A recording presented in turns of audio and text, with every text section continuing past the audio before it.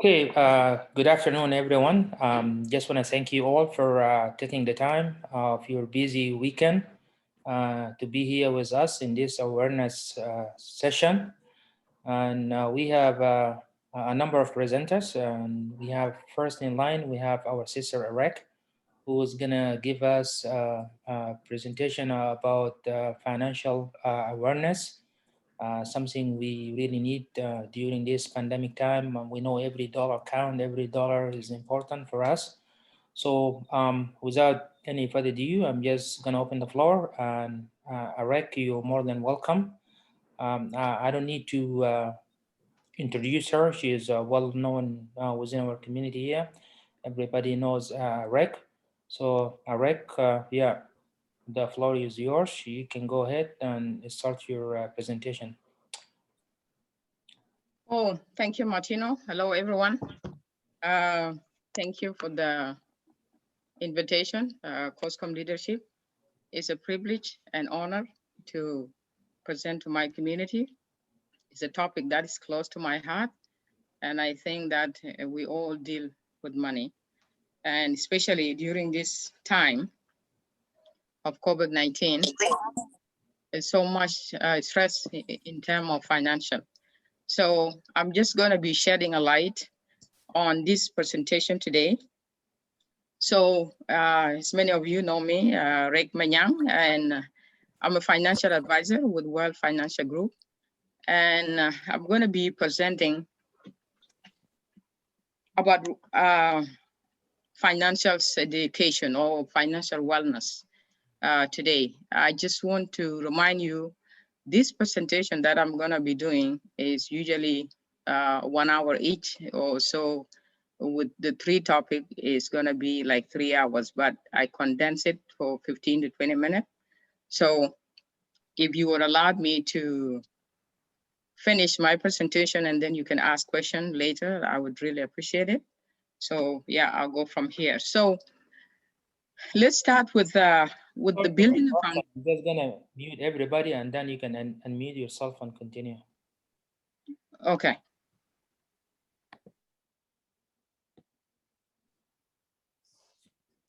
Is it okay to say hello to everyone? Yes, it is okay. Okay. I greet you all who are here and those who will come. I was here earlier, but I left because to come back when people are present. So I would like to say thank you to President Martino and COSSCOM for organizing this enlightening awareness on each and every topic that gonna be presented today. This is what we need as a community. We need to educate ourselves and to go to the standard of this country and how the society are moving forward. So thank you very much for COSSCOM and thank you for each and every presenter today. This is great. I really appreciate it and I encouraging you and support your work. I will stop here and may God bless each and every one of you. Thank you. Okay. Thank you, Elizabeth. I would just proceed because Yes. So building a financial foundation to save your future, there are three topics that I'm going to be talking about today.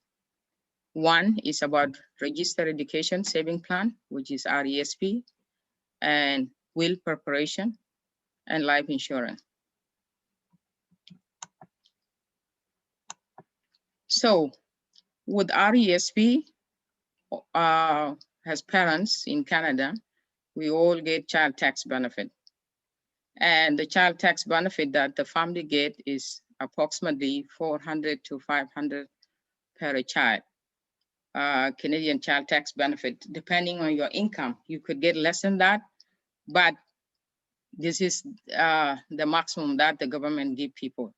So I would say let's put this money to work for your child future, because government give you this money for your child to have a better future. So let's put this money to use for the benefit of your child. So with financial education, you get most out of your money. When you are educated, you know how to get a penny out of it. So when it comes to a brighter future of your child, there are three options that you can choose from. One is a group RESP, which if you have more than one child and you open this account, if one of the child does not want to go to college or university, the other child can use it as well. It's called Group RESP. You can get that at the bank.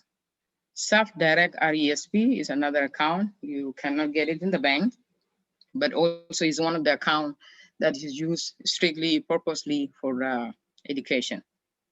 And then we have children wealth account. This account, it provides everything for your child, which including education. You can buy a car for your child. They have a business in it. They have a protection, which is very important. When you open this account, your child is protected for the rest of his or her life.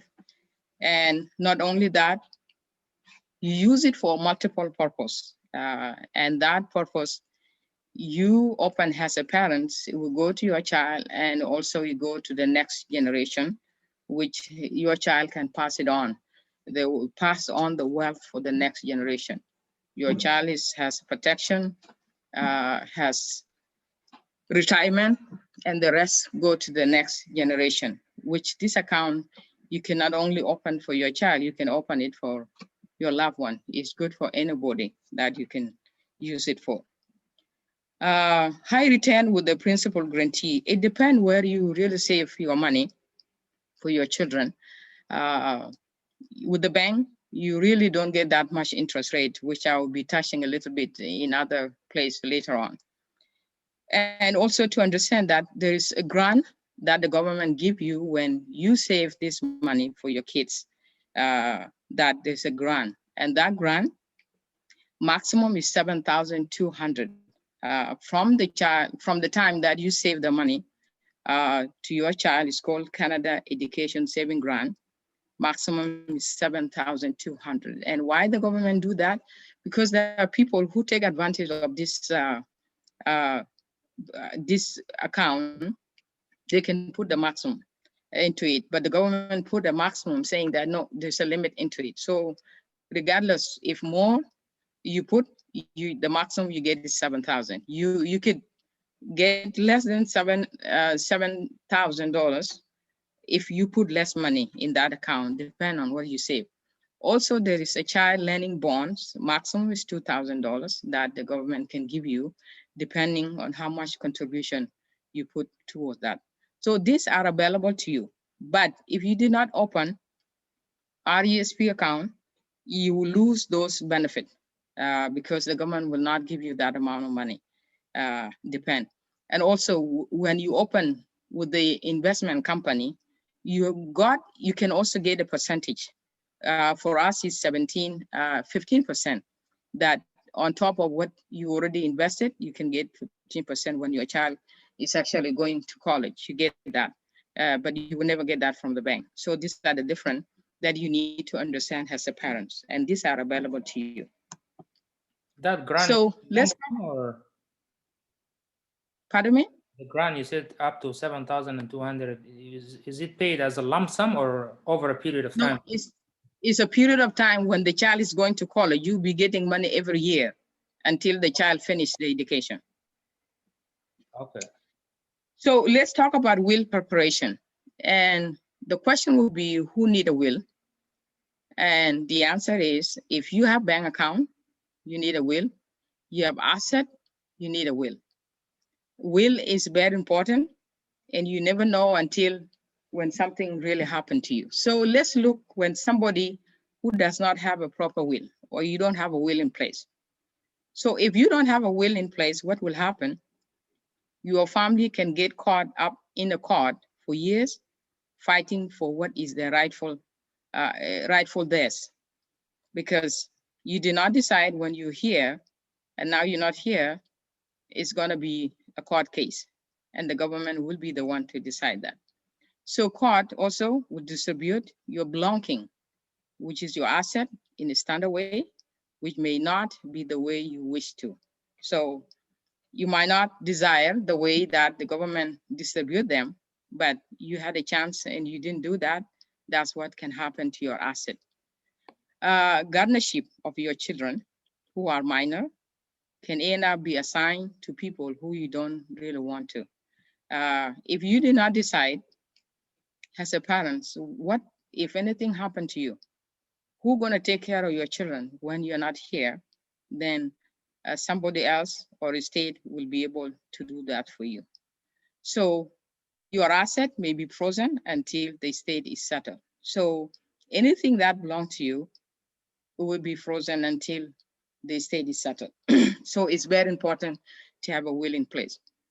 If you have a will, which is in place, then you save your loved one from emotional and financial stress, because everything is written and is clear for them. You stay in control to distribute belonging as you wish. So you do have a control now that you can decide how your asset will be distributed when you're not here. Save family from borrowing high interest money if your loved one passed away.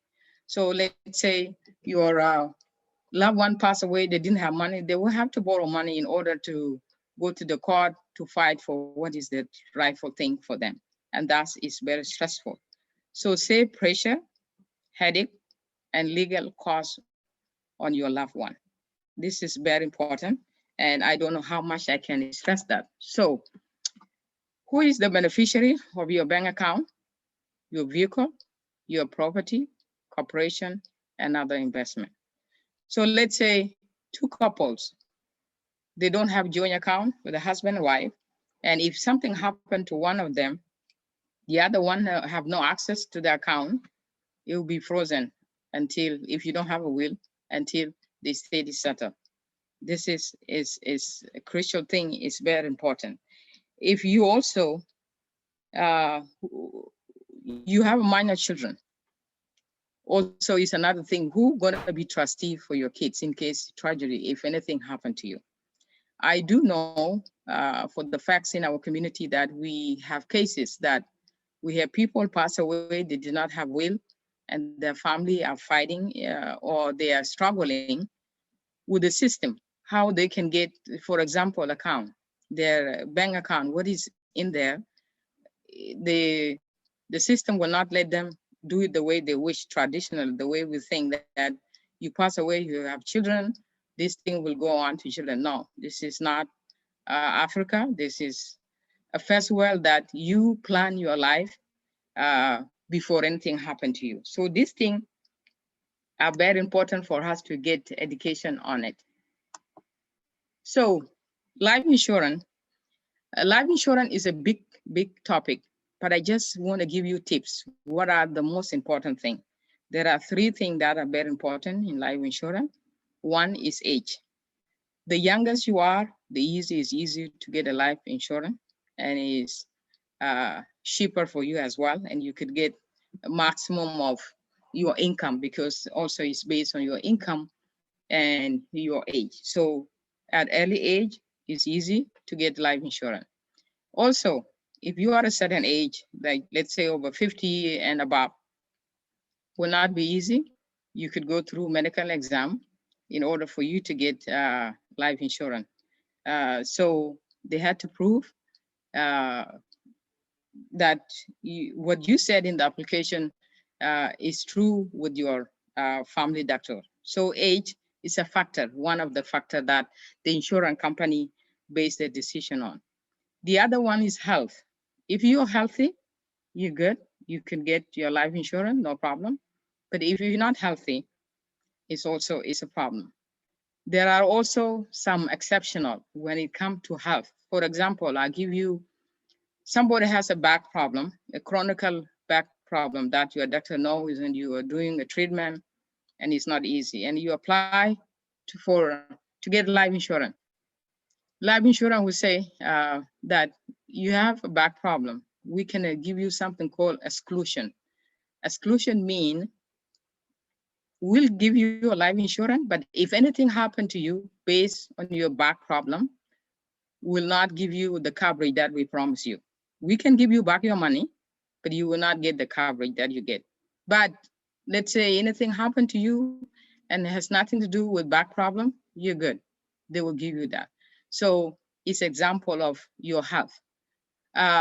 Also, if you are a smoker, somebody who smoke and non-smoker, the life insurance for someone who smoke is very expensive. But let's say you quit the smoking, it has to be a year. You got to wait for a whole year and do a test. When your test is nicotine negative, then yes, the life insurance will go down based on now you are non-smoker. Those something that you need to understand. The same thing with lifestyle. Lifestyle is the example of the smoker that I just told you. Is one of the example. You smoke, your life insurance will go up. You don't smoke, it go down. Also, driving. Scoop driving is a risky activities that you do, and the life insurance will say no, Mr. B, we cannot give you that. But if we give you, then anything happen to you based on your activities that you do, will not give you what we promise you. We'll give you your money back, but now we promise you. So these are the tips that you need to understand about life insurance. The other thing, there are two types of life insurance, which is a group life insurance, which you get at work. Group life insurance, there's no medical ask. You just are eligible after probation period to apply for it. But if you quit that job or you leave that job for whatever reason, you don't have that group insurance anymore. You are eligible while you're there, but if you're not there, no, that's it. Individual life insurance, that's where you go through all these medical tests. If you're not too young, and when you get it, as long as you pay for it, it's yours forever. It's like owning a property is the most important. And then within group life insurance, there are also type of it. There's a term insurance, which is like you're renting, and permanent life insurance is when like you own a property. So these are the type of insurance that they are available. So let's talk generally about financial wellness. Generally, that was the topic that to talk about. So you work hard for your money every day, but the question is, where do the money go? That we always ask, the money come today and the money go. So there's a genius guy called John Paul get to say, in order to get ahead, you cannot just make money. You have to learn to understand money. You need to know how money really works. Making them, it will not just get you ahead. You need to understand how money works. So understanding the proper building foundation, financial foundation. When you build a house, you start with a foundation. You don't start with the roof. So here, you start with proper protection. Proper protection, you protect your paycheck. What if something happened to you? Would the paycheck be coming in? If you're sick, you got hurt, accident happened, you ask yourself, would the paycheck be coming? If not coming, how are you gonna pay your bills? This is protection that you need to protect your paycheck that coming in every month to your house. Debt management, you need to know how to manage your debt, like credit card or car payment or other stuff that you might have. You really need to know how to manage. That's how you can manage your debt and try to get ahead. That's important. Emergency fund. Emergency happen. If you need money, where would you go? Did you set some money aside for in case of emergency? That's something is very important. Investment, like those things I just told you. Investing on your kids' education, investing on your future. The rule of thumb in financial industry is that you need to save 10% of your income every month. and thus you can put them away, and that's good for tomorrow. So these are very important. So with the proper protection and a proper saving in place, give you a peace of mind. We all need a peace of mind. When it comes to financial stress, it's very stressful. So anything that you give you a peace of mind is very good for you. So do you understand the wealth formula? And I'm just talking, this is really depending on finance, but the wealth formula said it's money plus time, plus or minus rate of return, minus inflation, minus taxes. It's called wealth. So I just learned maybe this week that the inflation jumped from 3 point something to 3.6 now. So if you're investing your money and you're not beating inflation, you're losing the value of your money. Because inflation زيادة is usually it does not compete with the money that you save, and the value of your money you pay $1 for something this year will not be the same as next year or 2 years from now. So the value of your money will go down. So you need to understand how this thing works. So I'll give you an example. So do you understand also the power of compound interest? Compound interest, these are the thing, the interest rate that you get, and how do they base it on? It's one of genius guys called Alan Syme is the guy who really came up with this formula. And this formula I did not know until I really joined this company. This is when I know it's called Rule of 72. What the Rule of 72 is that the interest rate that you get when you're investing your money divided it by 72. And whatever number you get, that's when your money double. For this example, I'll give you Mr. A. He got 4% was the interest rate. So at the age of 29, he has $10,000 saving it for his retirement. And so what he did, he divided 4% that he get divided by 72, which is equal to 18. So what does mean that his money will double every 18 years. That's when it doubled. So he started at 29 with a 10,000. By the time he's 47, his money doubled to 20,000. By the time he's 65, his money doubled to 40,000. So 40,000 for your retirement, you need to think twice. So Mr. B said, okay, he got a better interest rate with his money. He got 8% because he got his money double every 9 years. And he also saved at 29 years old, $10,000. And every 9 years, his money doubled. So from 29 to age 65, his money doubled to 160,000. Because why? His money doubled every 9 years. So in Mr. D, he got a better interest rate, start at the same age at age 29 with 10,000. But because he got a better interest rate, his money, he got 12%, which is money double every 6 years. So he started at 29 with a 10,000. By the time he retired at 65, his money got to 640,000, over $500,000. Why? Because he got a better interest rate.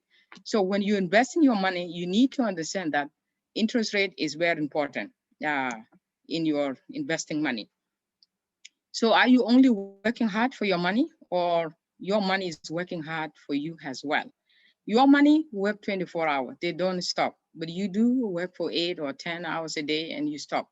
But when your money working, they should work for 24 hours for you. So how much money are you setting aside every month for building your financial security for your family over a long term? You need to understand that the money, they grow over a long term. Money, they grow over a long term. When you save them every month, you don't touch them and you leave them there, they will grow. And that's how you build your financial foundation. So is the most of your money consumed by depreciating asset or appreciating asset every month? We all know we are immigrant, we send money back home, and it's something that you need to think about, that how really this thing work and what impact that they do in your life. So life is all about three words that two, you don't have control over them, and one is that, which means birth, you do not control. When you're born, who are the parents you born to, or where were you born, or what nationality you born. You do not have control over it. The same thing with the death. When you die, you don't know. You have no control over it. Uh, Whether you die, wherever that you die, or when you're gonna die, you do have no control over it. What happened in between is all about choices you make in the middle. That's where you have a control. But the first and the last, you do not have control over them.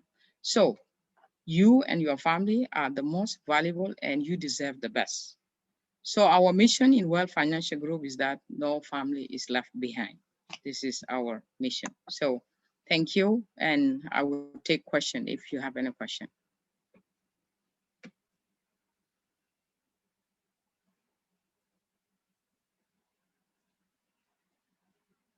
Hello, Martino, can you hear me?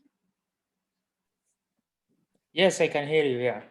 So participant, you guys have heard Arek giving her presentation. So if you have any questions, please do so before she leaves. And if no, we just gonna move to the second presenter. So you talk about will, for will, like has it to be legally certified, or just anybody at home can write a will and then? It has to be legally certified because with us, we do will preparation for you. You could also do it with a lawyer, which is costs you a lot of money. But with us, you do it and you can renew it every time because circumstances change. The circumstances happen or things change in your life. You go accordingly. If things change, you can change your will, and that's okay. You have access to it. That where you can change anytime you want. It's your own. You have access to it at any time. Okay. And if you don't mind, can you just go to the first slide that you share about those?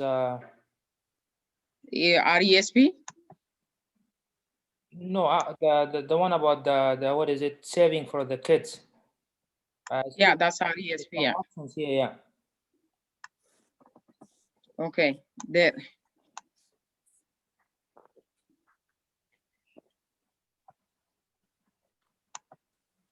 Yeah. This slide. Yes. If you can just briefly highlight the differences between those ones, like why would somebody, for example, choose the second one over the first one?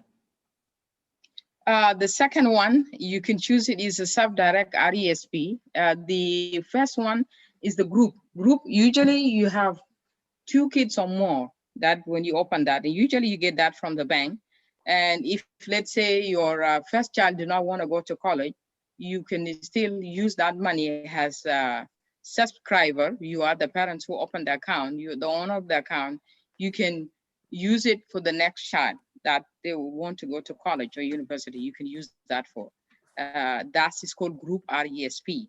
And the self-direct RESP is the one that we have. You could still have that option. What it does is that if let's say your child does not want to use that money to go to college, you could get that money, but with interest rate, but you're not going to get the grant from the government that they give you. Those maximum of 7,000 or 2,000, all these things they use for the benefit of education. That's what the government gave them to you. But let's say you save that money and your child does not want to go to college, then you get back your money with the interest that you have acquired in it, but with no grant from the government for both of all these the two account, the self and the group RESP. But with the third one, it's called children wealth account.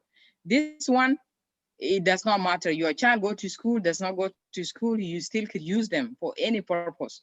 For example, you could use them for if your child turn 18 and you want to buy a car, or 21, you could take money from this account and buy him or her a car from that account. Or your child getting married, for example, you get the money from that account as well to give them a gift for the marriage. If they want to buy the first home, you take the money from that account to give them as a down payment. If they want to do business, you get that. If they have their first child, you get that money. So this account is a multi-purpose use, and is set for everything for the brighter of the future of your child. It's not just one thing. But the other two, they're strictly just for the education purpose, which they turn until you child turn 18, that's it. But this account, the wealth account, until for 20 years, you save the money for 20 years, and that's it. After 20 years, no more saving, but your money is still growing. And you actually, your child pass that money to the next generation. So it's the best account. But it's not subsidized by the government. You know, you will never get that from the bank. Yes, Okay. it's strictly investment company. That's the one who have it. Okay, thank you. Yeah. Yeah. Anybody has questions before we move to the next presenter? I think you mute everybody else. Nobody will be able to. Oh, Unmute. yeah. If you have a questions, you can unmute. You can unmute yourself. Yeah. Okay.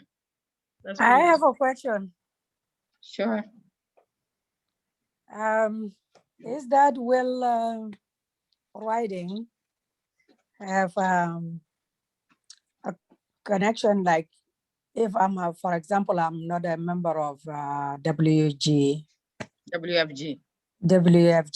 is it that it can be done for me It if be I done ask for anywhere. it? Your lawyer could do it for you, but it's very Yeah, expensive to do it. I don't want to go to the expensive, so that's why I want to know here if it's that okay with non-members. That's a good news. No, you don't have to be a member. No, will is done for everyone. Anybody have a bank account, you have asset, you need to decide now, if anything happened to you, who's gonna take care of this stuff? And the example I gave is like a couple, husband and wife, they have two separate accounts, and the other one does not have access to the other account. If anything happened to the other one, you will not have access to that account until unless the other partner have a will that if anything happened to me, this account will be taken care by so. So it has nothing to do with being a member to WFG. No, because I'm from WFG, I'm presenting this, but will is the same to everyone.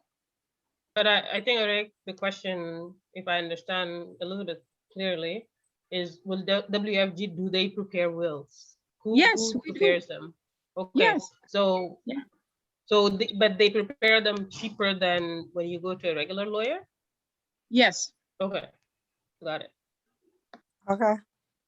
Thank you, Sandy. That's You're great. welcome. We'll think about that. Nice presentation, Eric. Okay. That I'm was fine. great. Okay. Okay, if you guys don't mind, I'm gonna give the chance to Sunday to be the next presenter because she has to go to work soon. You okay, Surur? Unmute you. Surur is muted.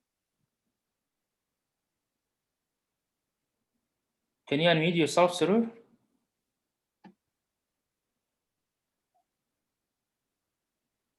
Surur biga magaan malta unmute wena.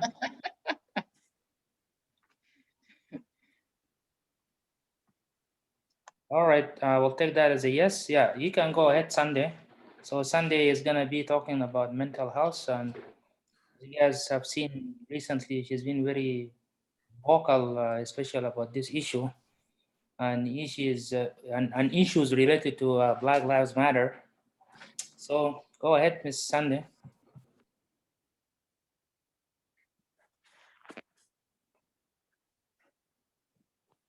Don't forget to unmute yourself.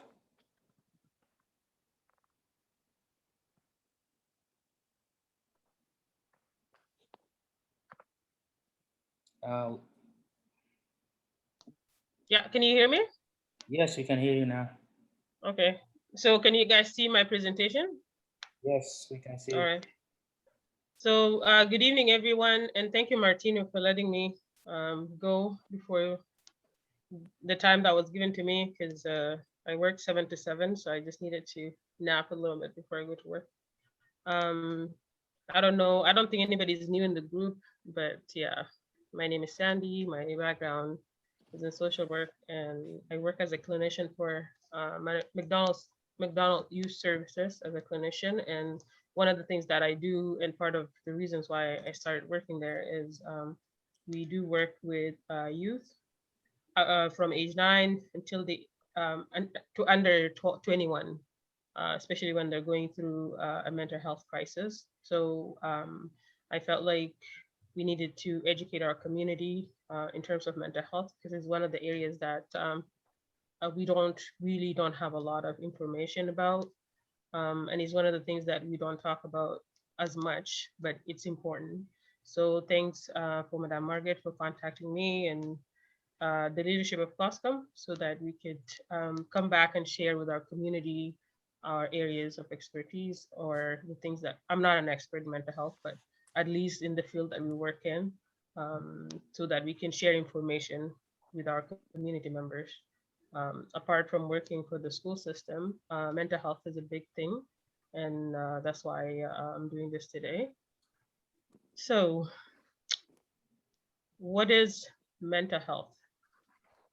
Mental health, according to the World Health Organization, is defined as a state of well-being in which an individual realizes his or her own abilities, um, that you can cope with the normal life, can work productively and fruitfully, you can make contribution to yourself and to your community. Um, it's very broad. It's how you, like, pretty much how you are as a human being as a whole, right? It's not just one aspect of you, is your whole being. Um, so when people say, when you hear mental health is a very broad, um, it's a broad word, but it encompasses the state of a human well-being. Um, so one of the things that really affect our mental health is stress. Um, so as the definition said, is our state of well-being. So one of the things that affect our mental health is stress. So what is stress? The stress is the feeling of being overwhelmed or unable to cope with mental or emotional pressure. Um, so it's a body's response to a real or a perceived threat. It could be a real threat or something that they think is going to attack me. So your body reacts to that. Um, so as a human, like, your body will have a reaction how to avoid the danger, you know. But most of the threat that people face today, they're not something that you can fight physically with, right? Because we're talking about threats from, like, stress from work. During COVID, we have stress with our children. You know, parenting in Canada is not a piece of cake. So it's one of the stresses too that affect us. So there's a lot of information if you want to go and teach yourself about it. The Canadian Mental Health Association, they have a lot of resources. You can Google even to learn about what is mental health and stress and how it works. So a stress itself is just a reaction to a situation. Is not uh, like, it's not something that just happened without a reason. Something has to happen to you, and then you will have a reaction to that. And that's what stress is. So how do you know that that you're stressed? What does that mean? So you can have physical signs or psychological signs. Physically, you can feel a lot of muscle tension. You can often feel very exhausted, disturbed sleep pattern, like you wake up in the middle of the night for no reason, chronic headaches that are not explained, for example, change in appetite, maybe you're eating too much, maybe you're eating less, and a weak immune system.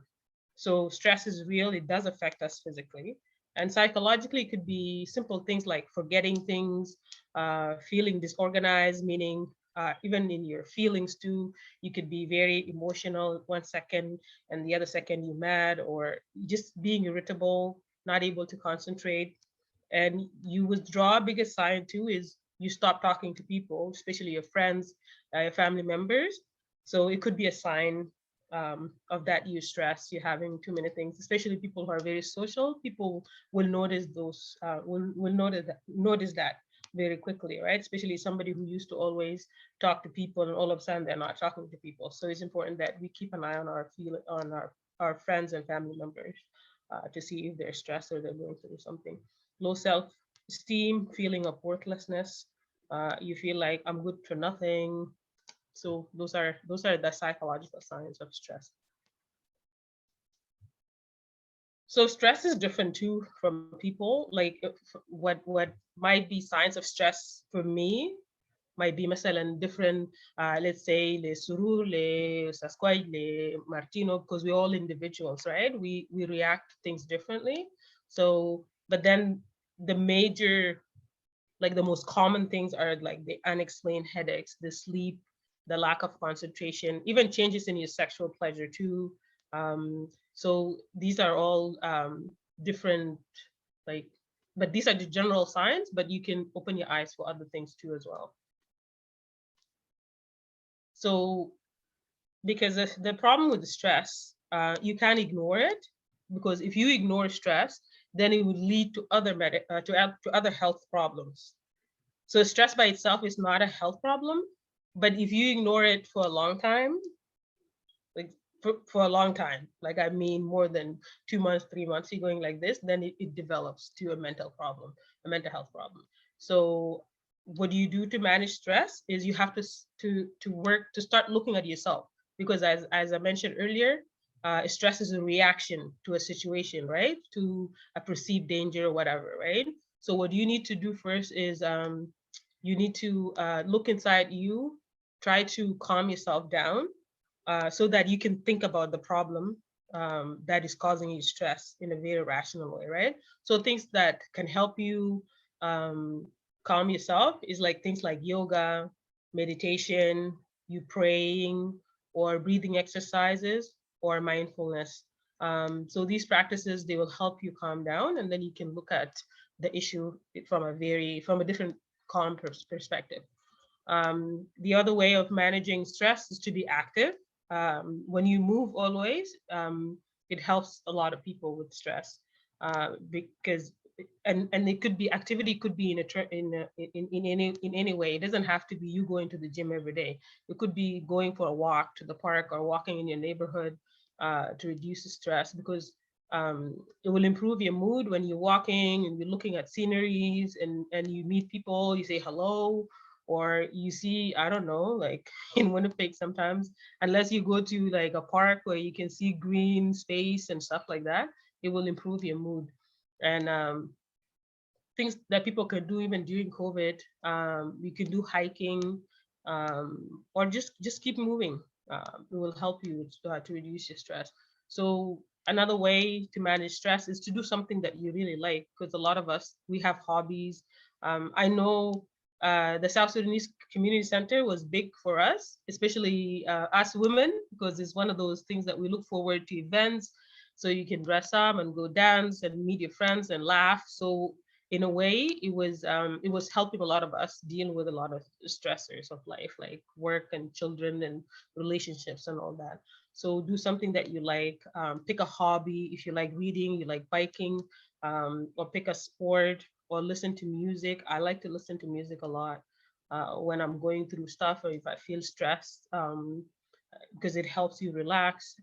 Or you can read a book, whatever that is that you like to do. So for more information, you can go to the Canadian Mental Health Association.ca, and it will give you a lot of information about how to manage your stress. So basically, when you're stressed, try your best, try your hardest to relax. Make sure, don't forget to breathe, to sleep, to exercise, and to socialize. It's important that you have connections with people. So stress during COVID-19, this is a Canadian Mental Health Association report as of May of 2021. I'm getting old, so I have to put on my glasses to read this. It looks smaller. So it says that during COVID pandemic, it had an impact on suicide rates in our society. So suicidal thoughts or feeling of suicide in the general population, it increased by 8% compared to 6% in the spring of 2020 and 10% in the fall of 2020. So I think the more isolated people became, the more suicide rates had gone up. So overall, the number of Canadians, about 41%, they report decline in the mental health since the beginning of the pandemic, compared to 38% in the spring and 40% in the fall of last year, right? And then there are people who are affected by unemployment too. During COVID, about 61% of people, and people with pre-existing mental health conditions, they got really worse, about 54%. Especially ages 18 to 24, 50%, student went up to 48%, and those who have a disability to 47%, and people who identify as LGBTQ, about 46%. So it's been affecting everybody because people are not able to, to socialize, or they're finding stressors, or they can't work, or they're laid off at work, or they lose work due infections of COVID, or whatever the reasons are. So they said during the pandemic too, the suicide rates in our society became very complex, right? So I think this is a repetitive thing from before. So so how do you cope during the pandemic? It's a good question, because first of all, for you, before you help anybody, you have to take care of yourself. You have to stay connected with your family and friends. You can phone, you can call, you can video chat, etc. You check on your friends, especially those who already were struggling with a lot of issues before COVID, people with mental health illnesses, people with substance abuse issues, and people who don't have family members, who are like pretty much alone. So, and we see that in our community a lot, right? Because we have a lot of young people who came here when they went by themselves. They don't have family members. So it's our responsibility as a community to make a point of connecting with them and talking to them and checking on them to make sure that they don't feel isolated. Yeah, so for more information, you can go to the website. It will give you more strategies and information about coping. So we talked about mental health in general and stress, and now I have to touch base about mental illness. So what is mental illness? Okay, according to the Canadian Mental Health Association, mental illnesses are health problems that affect the way that we think about ourselves, relate to others, or interact with the world around us. So they affect our thoughts, our feelings, and our behaviors.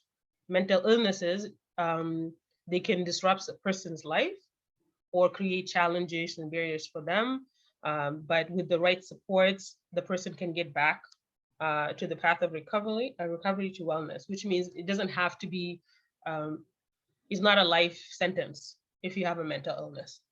You can live with it. There's a lot of people who are professionals who are diagnosed with mental illnesses. So it's not something that you can't function or anything, or all of a sudden you don't know what it is. And I know in our community, we're still in the process of trying to understand what mental illness means, because we don't necessarily have a clear idea of what it means, because even Zaman, the Sudan, we only see people who are walking on the street naked with no clothes on.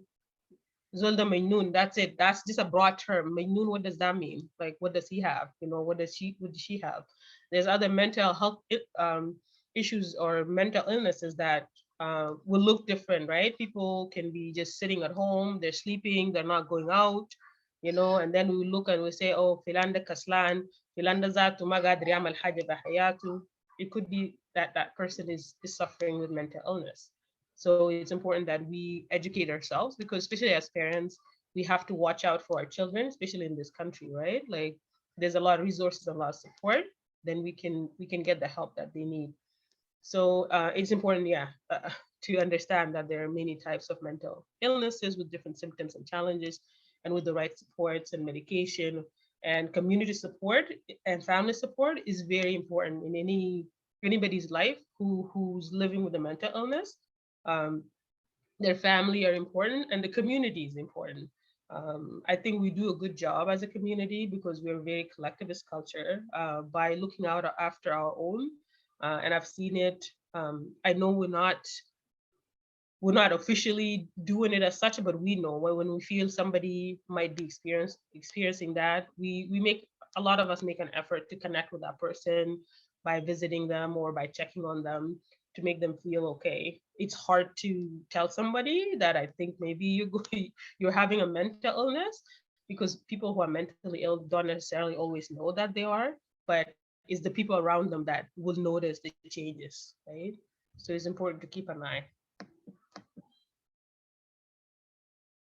So there's so many kinds of mental illnesses. So they are divided into clusters. So I'm just gonna give a broad information about some of these mental illnesses.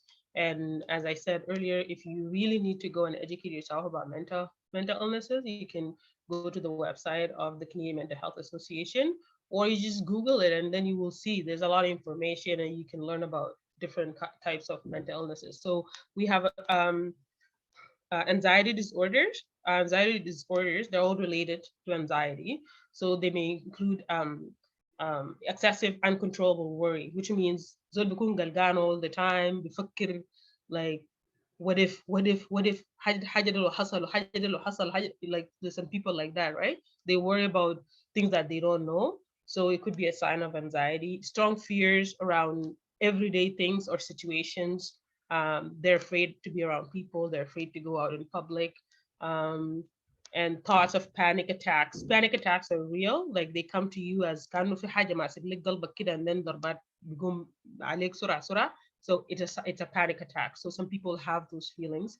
Um, so anxiety disorders are the most common mental illnesses. They're that, like, people look at them simplistically, but yeah, they're the most common ones. And they can create barriers to people and how they live their life, right? Because panic disorders and phobias, those are the most common examples of anxiety disorders. Like the people that are afraid of things that sometimes we might be like, what is wrong with this person? Why are they scared of that? But because it's a mental disorder.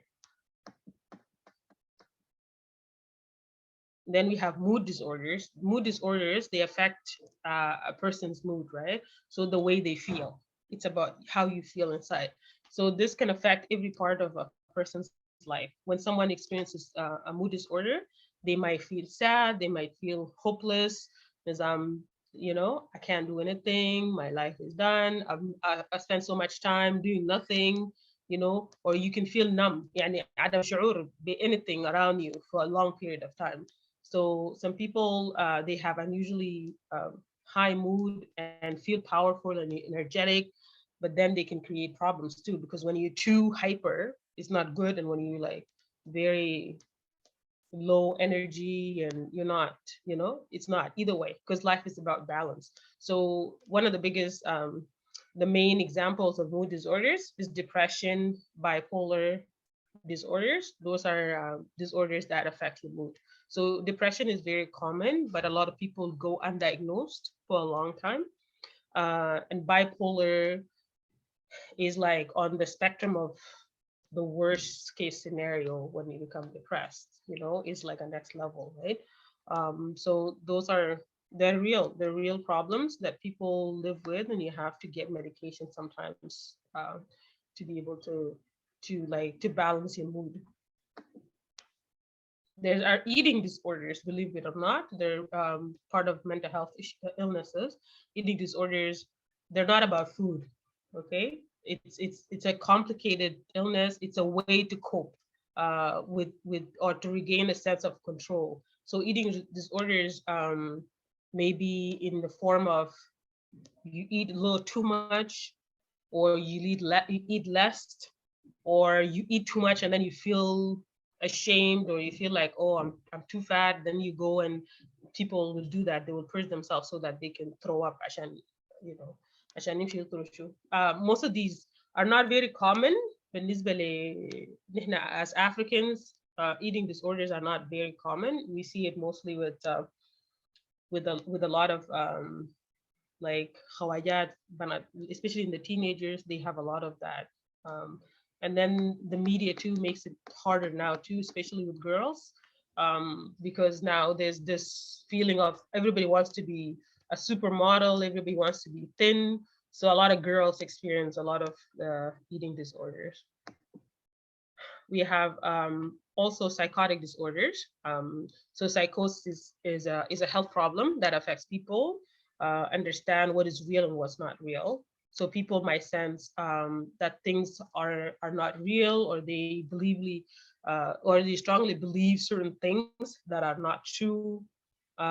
So it's like zol بيجيو نوع من التهيؤات أو delusions, right?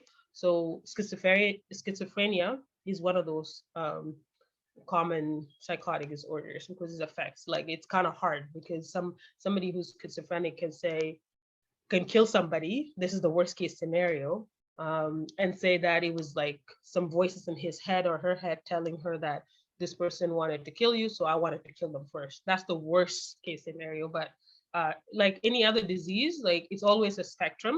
It's not always just like black and white, you know, and people display even the symptoms of these disorders very differently. Yeah, there's personality disorders. Personality disorders that like it affects your thoughts and feelings and behaviors. Thoughts, feelings, and behaviors. So these are the serious ones, you know.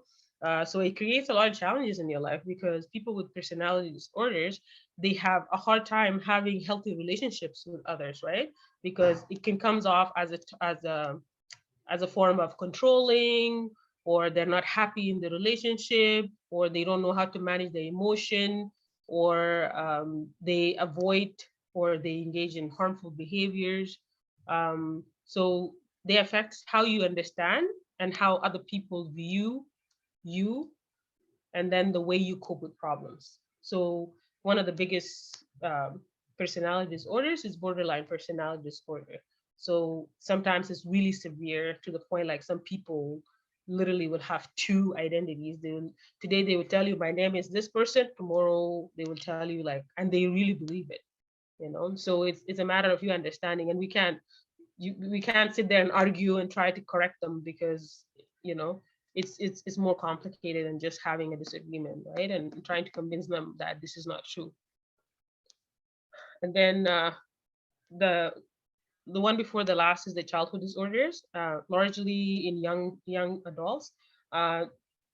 People sometimes they have these and they go through life having these disorders without being diagnosed. One of these biggest ones are like ADHD, or attention deficit hyperactivity disorder, that affects the person's ability to focus, complete tasks, plan, or organize. We see that mostly a lot of our children in elementary schools. That's when they start displaying the symptoms of ADHD, like because they can't sit down, they can't listen to the teacher's instructions, and sometimes it comes off as دايما جاري وداخل ومارق, you know, so it affects their learning in school. So sometimes the school is the one that picks up on these signs, and they will ask the parents to take the child to see a doctor, so that they can have the doctor will check for further testing, because sometimes in its severe forms, a child has to take medication to help them focus, because if they can't focus in school, they can't learn. So it could be serious. But some people, they manage to live like that until they become adults, believe it or not. And then the last one is dementia. It's a group of symptoms, and it can be caused by disease that mainly affects nerve cells in the brain, or can be associated with other medical conditions. So dementia impacts a person's memory, language ability, concentration, organizational skills, and behavior.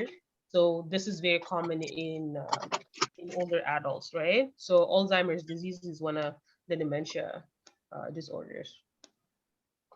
I just added here something about suicide, because suicide itself is not a mental illness, because the misconception is that people think suicide is a mental illness, but it's not actually. Not all that die by suicide that are linked to mental illness, but a lot of people with mental illness might die by suicide.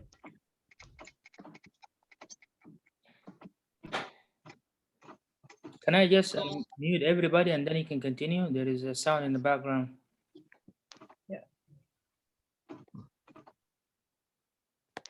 Yeah, that's it. So You gotta unmute yourself now, yeah. so if you are muted. Oh, can you hear me now? Yes. Okay, so if you and your loved one might be experiencing signs of mental illness, please contact the family doctor, or you can contact the Canadian Mental Health Association in Winnipeg. Their address is 930 Portage Avenue, and then there's a phone number there and email, so you can get the help that you need. But usually the first point of contact is usually the family doctor that will do further testing, and then they will refer the person to the specialized people like a psychologist or a psychiatrist. So, like I said, I wanted to talk a little bit quickly about suicide because it's one of those topics too that it could be a bit of a taboo in our community, but it doesn't mean that it doesn't affect us. Oh, sorry. So, yeah, like I said, like people who really die by suicide, most of the time they don't mean to do that. Most of the time they thought that they're going through a difficult emotions or difficult situations, and they feel like suicide is the last solution to their problem. So suicide is pretty much like a coping mechanism for them because they see that there's no way out. Nobody else can help me. And then they do that, but it's not. Most of the time they're struggling with something else before they reach that point. So it says about, according to CMHA, about 4,000 Canadians, they die by suicide every year. That's a lot of people. And it's the second most common cause of death among young people. But men in their 40s and 50s have the highest rate of suicide, believe it or not. So while women are 3 to 4 times more likely to attempt suicide, more than one, but um, men seems to be like at a higher rate. They do it and they succeed, but some women might try more than once before they commit suicide. So what are the risk factors, like any other thing that happens to people? Like, how do you know like somebody's is at risk of suicide? So of course, if you have history of attempts, you have a family history of suicidal behaviors. Like if somebody has somebody in their family who died by suicide, so that is considered a risk factor. Physical and mental illness, drug use and alcohol, um, sudden loss of employment, changes in life like a divorce or a loss of a loved one. These are things that would make people think about suicide.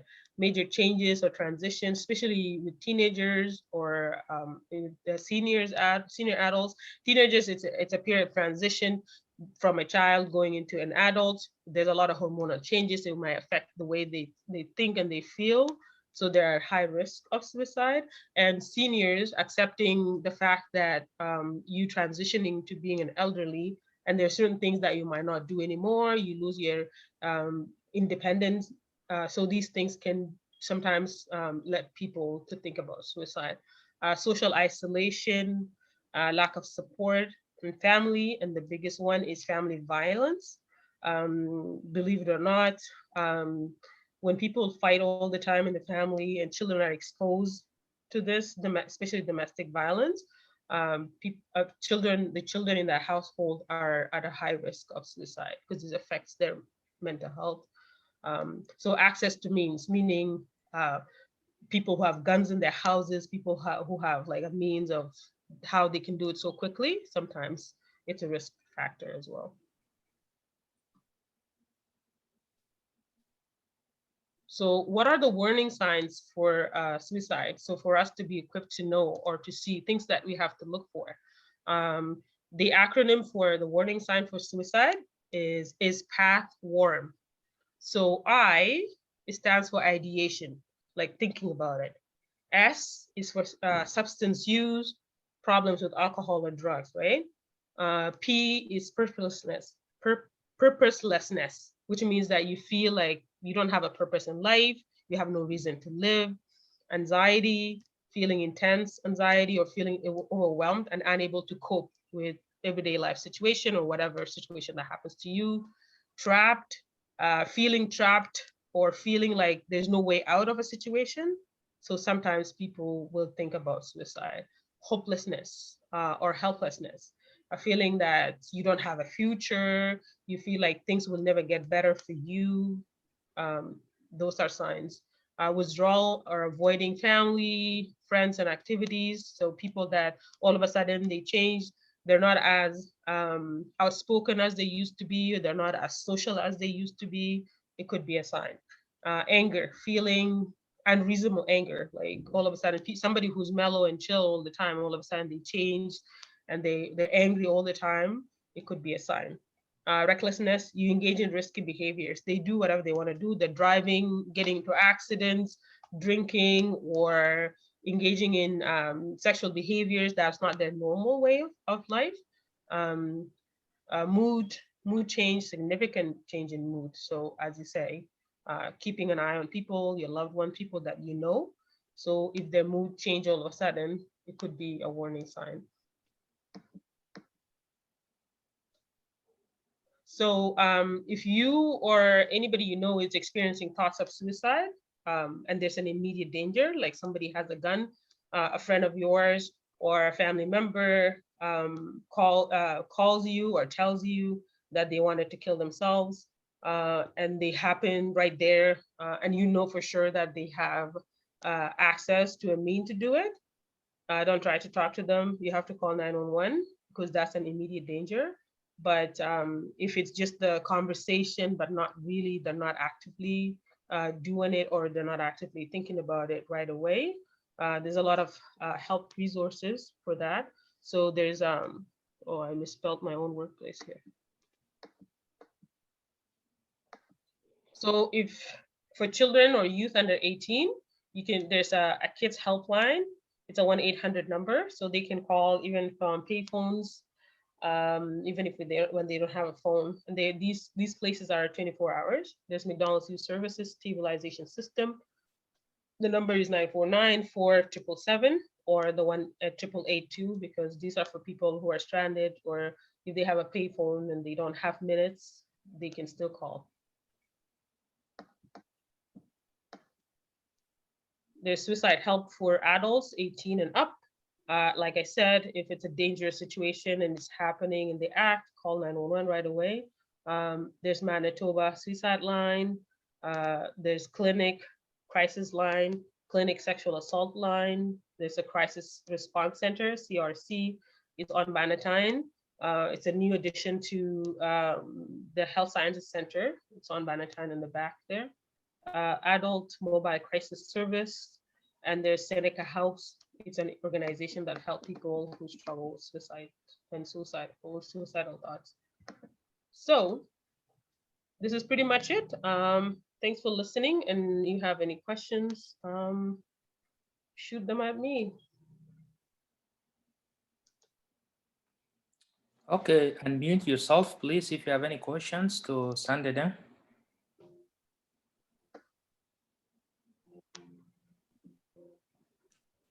I don't have a question, but I just want to comment on general mental health. In our community or our society that we came from, there's a stigma that attached to it that, like Sandy said, we know Mahanatijah in Khartoum, those who came from Khartoum, they call them Sej for Majani. The stigma attached to it that people that around you, they're scared for their life. And for you who individual have it, sometimes you might be in denial of it. And we have those in our community. You could see a sign of it. Before I work in mental health, I did not know that much about it. But over 10 years of my experience, there's a lot that people just do not pay attention to it. And most of our people, they are in denial about mental health. And that is a problem, because mental health is any kind of disease, like in any that you might have. And it's treatable. If you really get what the diagnosis is, like what Sandy said, for example, schizophrenia is something that you hear voices in your head. But if you get medication, you can control it. But there are a lot of people that avoid those signs, and then we become really at the end that we have a big problem when we could really manage that problem early. So let's look out for someone. It's hard to tell someone you have a disease, but you could ask your loved one to say to go and check out with their family doctor, and they can see. You might not give a diagnosis of them, but when you pay close attention, you could see that. So it's something is a common in our community, and we need to pay attention to it. So thank you, Sandy, for presenting this very important topic. You're welcome. We needed to add something because I forgot, because we are a community that is war affected, and over the years I know a lot of people who firsthand were part of the struggle, or they were displaced as a result of the war, and people did not get the appropriate support, the appropriate help that they need. So they held that trauma inside for years and years, and now some of these trauma is coming out, and people are struggling, and that's why it's important. I felt like it's important that we address our mental health, because trauma is a big thing in a lot of people who come from war affected countries, and even the change itself. Another thing that I noticed too over the years working with newcomers and in our community is end of relationships. When a husband and wife break up, it could be the husband, it could be the woman. It's usually there's one person who's not taking it well, and they find themselves going through a road that is really hard. And this is why it's important as a community, especially some of us here who identify as community leaders, to keep an eye for these people and support them during the time. It is important that, like Eric said, that mental health has a lot of a stigma, but it's important that we become supportive and not judgmental. And that's when somebody with a mental illness or who's stressed will come and talk to you. But if they feel like you're going to judge them, they're not going to open up, they're not going to talk to you. So we need to change our attitudes towards it. And we have to do better in communicating with people and helping and looking for the help that we need and it's okay to ask for help when you're overwhelmed. There's nothing wrong with it. And I think we just need to take it upon ourselves as community leaders to be that support, so that when somebody is in need or something is going on, they can come and talk to us. But then we need to be professional enough to show them that, okay, I heard what you were saying and I'll try to help you, instead of we want to go and tell, hey, guess what, Philam Darablé is doing this and this and this is happening, and it becomes like a gossip thing in the community. It's not good. So we can help our community members thrive, even if they're living with a lot of complex mental health issues. So that's pretty much it for me. Yeah, I just want to add, yeah, since you brought the role of the community leadership, because this issue, as some of you has mentioned, is a very sensitive and delicate issue, because sometimes when you approach, some of the families and you try to offer them help, because you see science, and then when a big misunderstanding is going to happen here, because they're going to look at them, they're going to look at you as like you're perceiving them in the wrong way, even though there is all the signs there. Like if you come and say, oh, you know what, this kid, maybe we should go and get him checked. Oh, it's going to be like you insulted them, Yeah. you know? Denial. People are Yes. always in denial. Yeah. Because even though they have all the signs, they see everything, but it's still, they don't want to be labeled that way, or they don't want that stigma be attached to them. So this is one of the issues that is facing us, and it's challenging, because you have to admit first that you have a problem, then you can get help. But if people don't admit that, then it is difficult. Yeah. And one thing too, especially with our young people, especially substance use, right? We have this attitude when we see these young people who are struggling, we call them sukurgia, sakara. Oh, we need to start using a language that is more supportive, that is more inclusive of everybody in the community.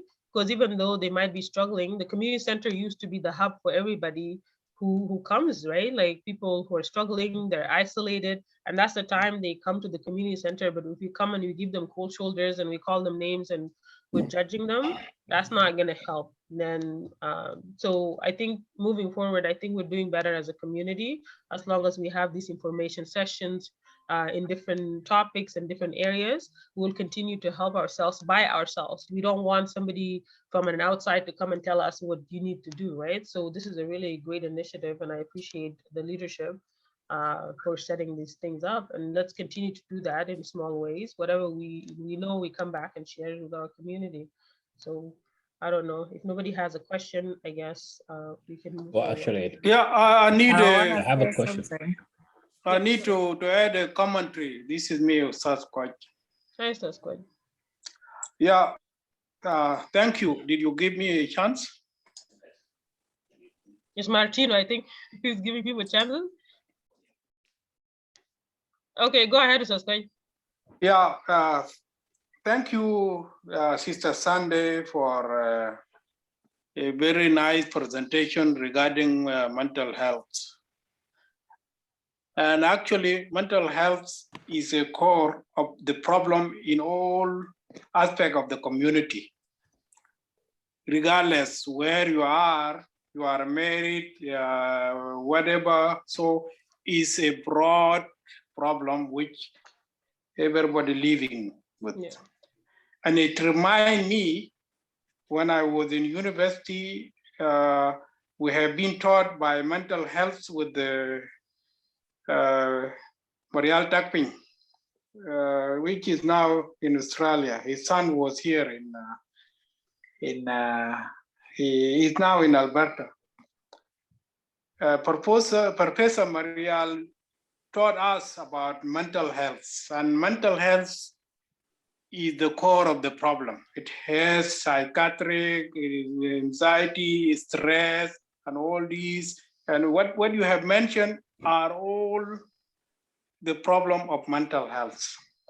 But it is the matter of how to deal with it is the problem. Now, even the situation of our brother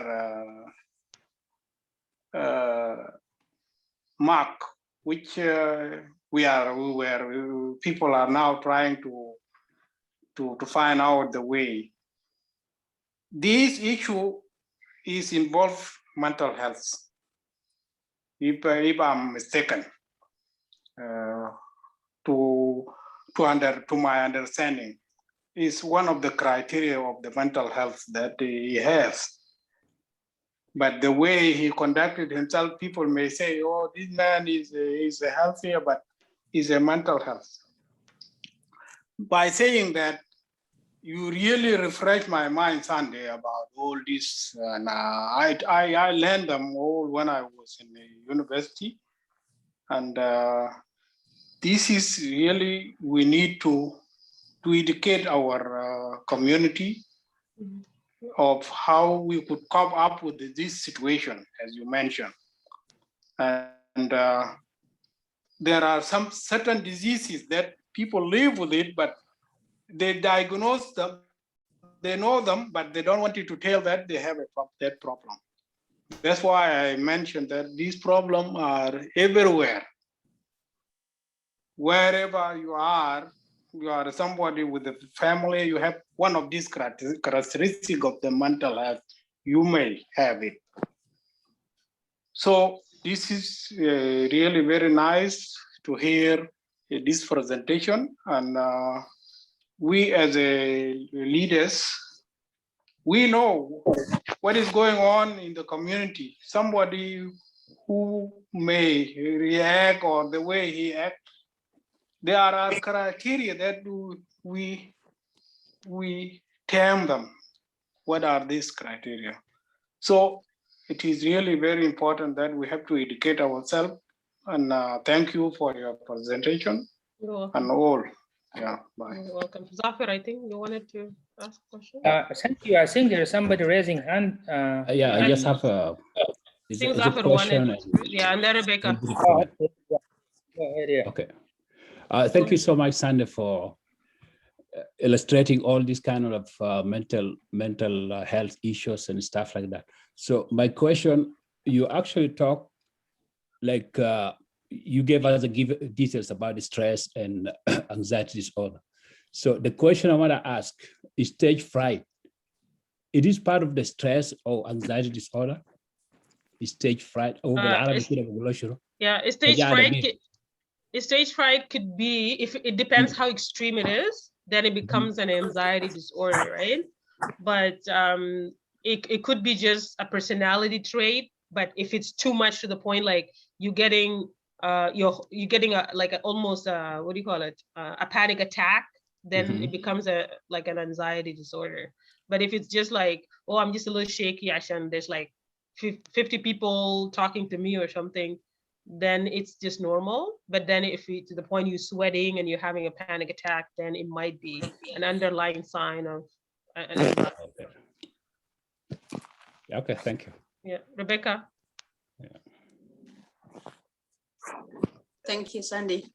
I just want to build up on a suggestion that you say that we need to be supportive in our community.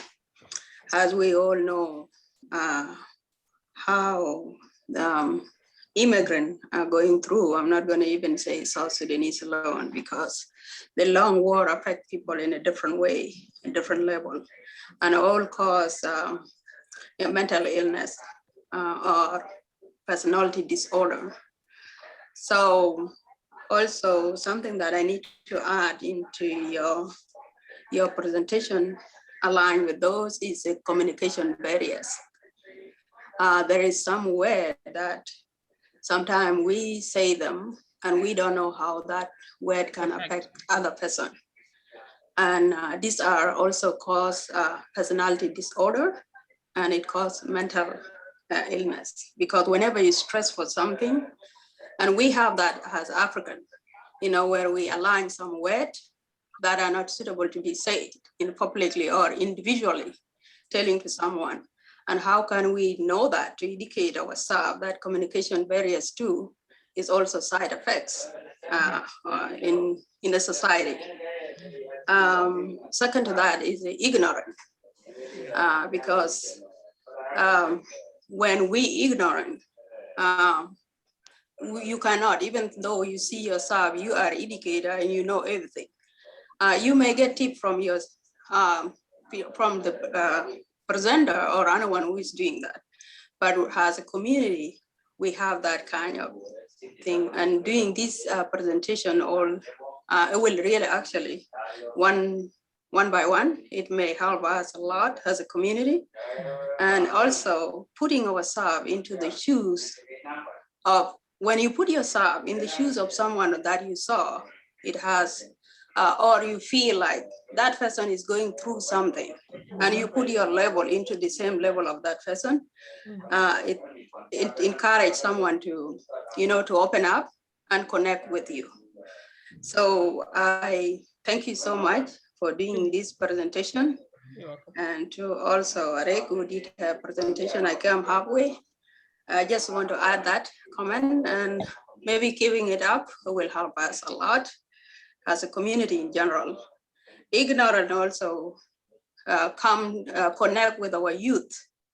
We ignore our youth a lot, but it will come if we came into this wellness workshop. We do it a lot in our program, but I'm glad that the community is coming up, because community is our umbrella, that all of us can come and get something out of it, and also bring something you have in your own into it. So I just, mine is a comment. Thank you very much. I really appreciate it. Thanks. Thank you. Well, yeah, I just want to say thank you for your topic. It's actually one of the topics that are very important, and we need to elaborate more on that, like things open up. So we need to be educated of mental health. So we'll come back to that later in the future and revisit it. So thank you very much. Yeah, just before I end, we're Manitoba for Women of South Sudan. We have some workshops coming up too as well. So I encourage many of you to keep an eye on our communication, and some of these, we have wellness workshops and trauma and how to deal with stress and all that stuff in the upcoming few months to come. So just keep an eye out, and you can be part of it too, of the conversation. So.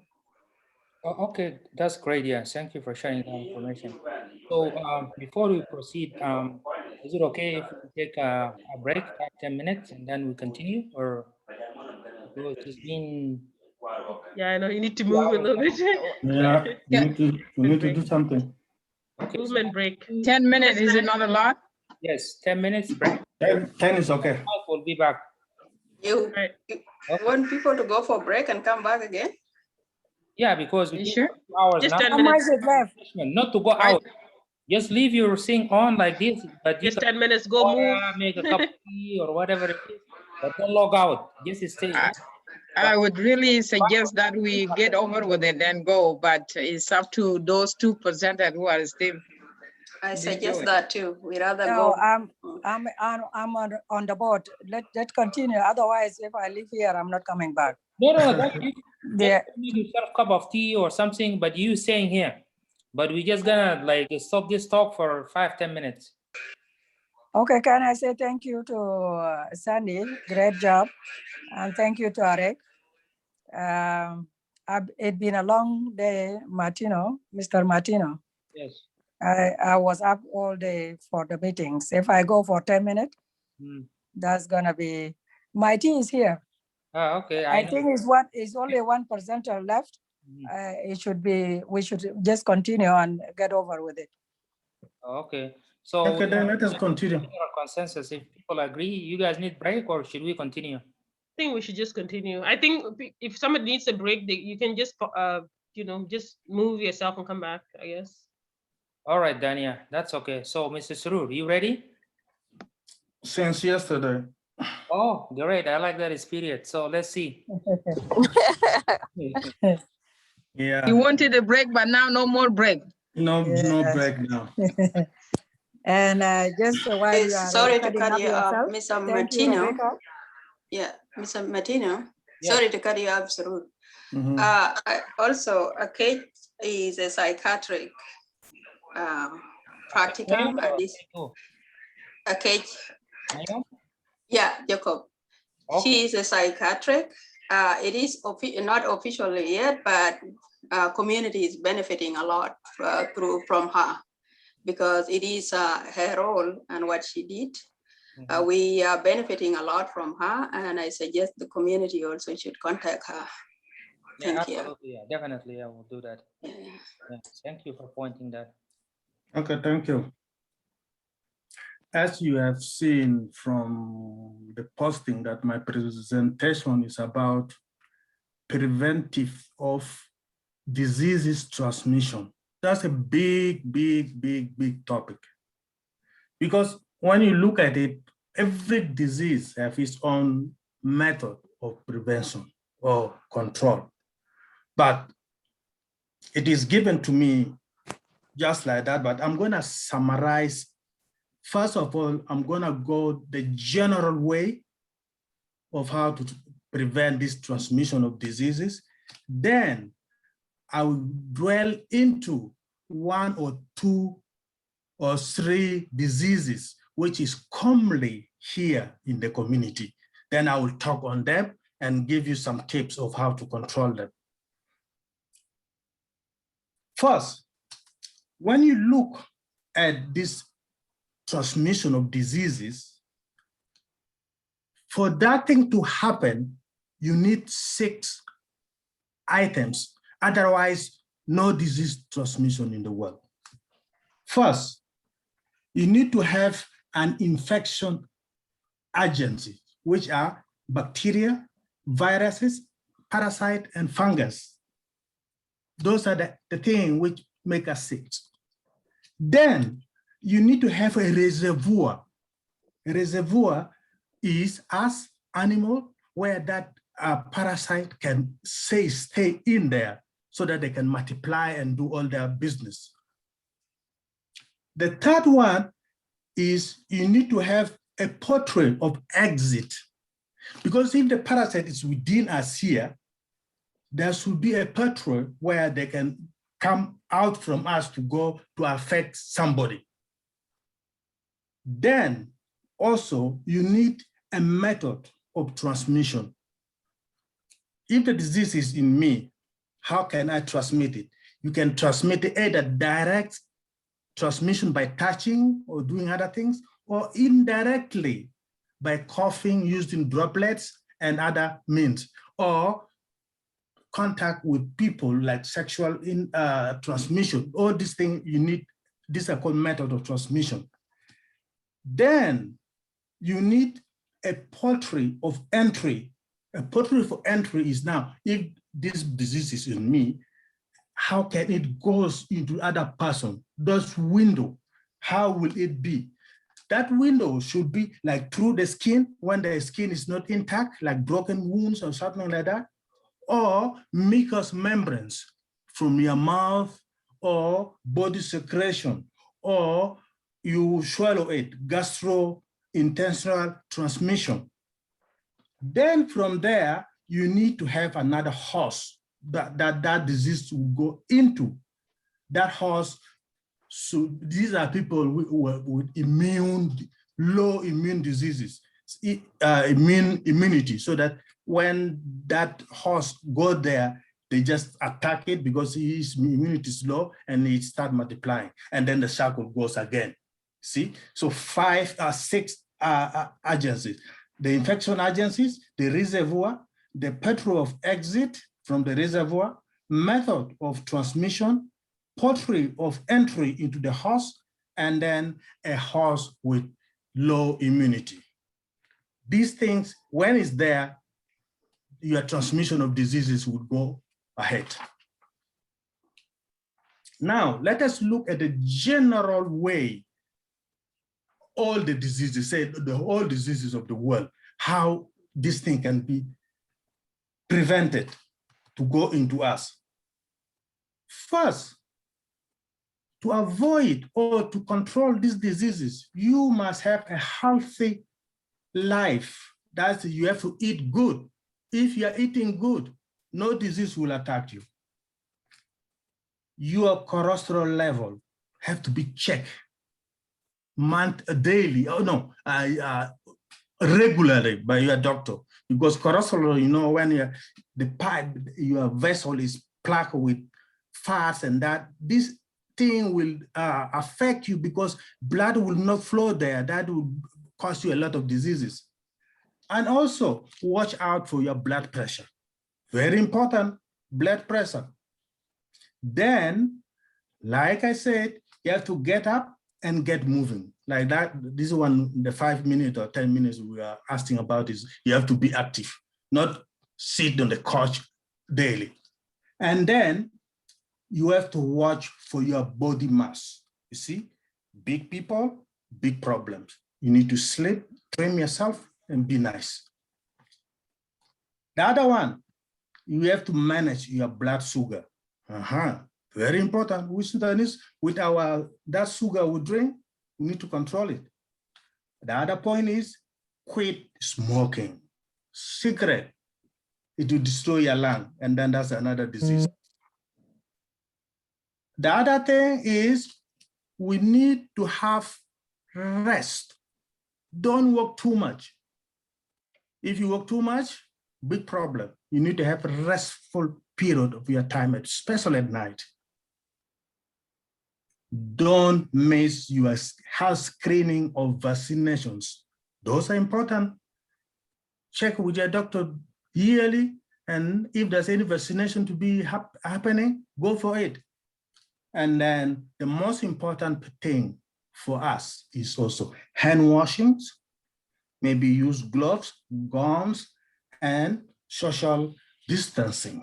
This will also prevent some of the diseases. Like that one is the general one. So now I'm gonna pick some of the diseases which are common within our community. I took one of them is cancer. Cancer is a killer. Cancer kills people. But before we call it cancer, what is cancer by itself? What is cancer? Cancer, to make it very simple for us, cancer can be defined as a group of diseases which make the body cells to grow uncontrollably. They grow very fast and it will spread all over the body or the organ or tissues, and then it will interfere with its normal function. When interfere with the normal function of the organ dies, and later is you. What common causes of cancer? What happened? What caused cancer? See, people have to know. My understanding is smoking and tobacco uses is number one because it destroys the lung. Sun and other type of radiation will give you skin cancer. Our lifestyles and the diet we eat is also very good for this cancer to enter into our body. Viruses and other infections can also cause cancer. The most example is the human papilloma virus, which is responsible for cervical cancer in young ladies or big women. So these are the causes of cancer. But when you look at cancer, they have a very beautiful names. Sometimes you will never know. Something like carcinoma. What is carcinoma? Carcinoma is a cancer usually found in breast, lungs, or pancreas. There's another cancer called sarcoma. Sarcoma is a cancer of bone and muscles. Another cancer is called melanoma. Melanoma is just a cancer of skin. We, the Black people, are not much after melanoma because our pigment is well controlled. And then we have another one called lymphoma. Lymphoma itself is the cancer of the lymph vessels. Then we have leukemia. Leukemia is the cancer of blood. That's it, very simple. So most common type of cancer in our society here, we have breast cancer, mostly found in women, but men too, these days have also developed it, because just give you an example by myself, one time also I was diagnosed with this breast cancer. So what can you do if you want to check your breast cancer? There is a method called self-check. In your bathroom, when you're taking bath, you have to check goes around your breast. And if there's abnormality, that's an eye opener. You have to call your doctor and you have to go on other method of checking, like mammogram. Mammogram is just a machine. You go there, they look into the tissues of your breast. There's another cancer called prostate cancer. This is mostly for men because women doesn't have that gland. So when you are getting old, this is a must.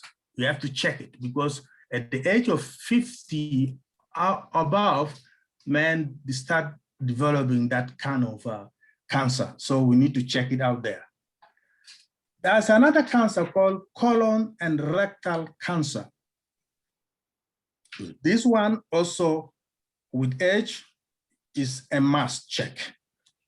I know in Manitoba here or in Canada, you are reaching 50 years, they will send you some examination for colon and rectal cancer. You have to do that thing at home and then send it to them just to prevent cancer from coming. Melanoma, like I say, is very rare in Black people. This is the cancer of the skin. Now, you know cancer very well, and you know their beautiful names. So how does cancer kill? Yeah, cancer kills, but how? They grow into our main organs, nerves or blood vessels, and then they will interfere with the normal function of those organs. And then when they kill that organ, the next person to die is the owner of the organ, which is you. So let's look at the most common sign and symptom of cancer we have. If you don't know, if you're getting fatigue, abnormal fatigue, watch out. If there's lump or an area of thickness that can be felt under the skin, you have to check. If there is a weight changes that are not planted for, those are also to be looked at. The skin changes and sores that won't heal, that is an opener. You have to check that one out. Change in bowels or bladder habit. If you're now not peeing good or your bowel is with a little bit of blood, you need to check that one out. Persistent cough and trouble breathing, that means your lung have a problem. So what is that problem? You need to check up with your doctor. Now, how do we prevent cancer from attacking us? First, avoid smoking and using tobacco, number one. Eat healthy food diet. We'll talk about that one later. Maintain a healthy weight and be physically active. Do exercise, go to gym, do all these things and be active. Protect yourself from sun and other radioactive agencies, because we said our skin is very protective with sun, but yet we need to use, if the Kawajata are using the sunscreen, also go for it. Don't say that my skin is there, I can protect it. No, let us protect ourselves. And then the most important part is get regular medical checkup yearly. Don't miss it. Everybody must have his medical checkup, and they must have their doctor, a doctor, family doctor. That's about cancer. The second disease I took, which is also eating our community, is diabetes. Diabetes, a lot. But what is it? What is diabetes? If you ask that question. Diabetes is a disease that affects how our body uses blood sugar, that glucose. Because glucose is just a vital thing to our health. And it's a very important source of energy which drives all our movement, our brain. So if our body is not using that thing in a good way, that is diabetes. And diabetes causes that to do. There are two types, there are actually to make it simple, three main types of diabetes. Type 1, this develop at any age, but mostly it is found in children and adolescents. Here, the body produces very little or no insulin. You know, insulin is an enzyme which breaks up the glucose to give energy for our daily movement. So if the insulin is not there in your body, so your sugar build up. You find your sugar, high blood, your sugar level in the body is up. So insulin is produced in a pancreas that help to break down that glucose. Hence, for type 1, because they're not producing it good, insulin has to be given to them daily by injection. That type 1. Type 2, common in adult, and this type of diabetes account to 90% of all the diseases in the world. So type 1 is 10% and type 2 is 90%. Is a lot of people are being affected by that. Here, the body does not make good use of insulin it produces. Here, your pancreas produces insulin, but the insulin the body produces is not enough, okay? Or the body doesn't use it properly. So this type of diabetes can be controlled by either diet and proper exercise, or a combination of pills or an insulin. See, if you're lucky, if you're a very active guy, you will beat it without going to pills and insulin.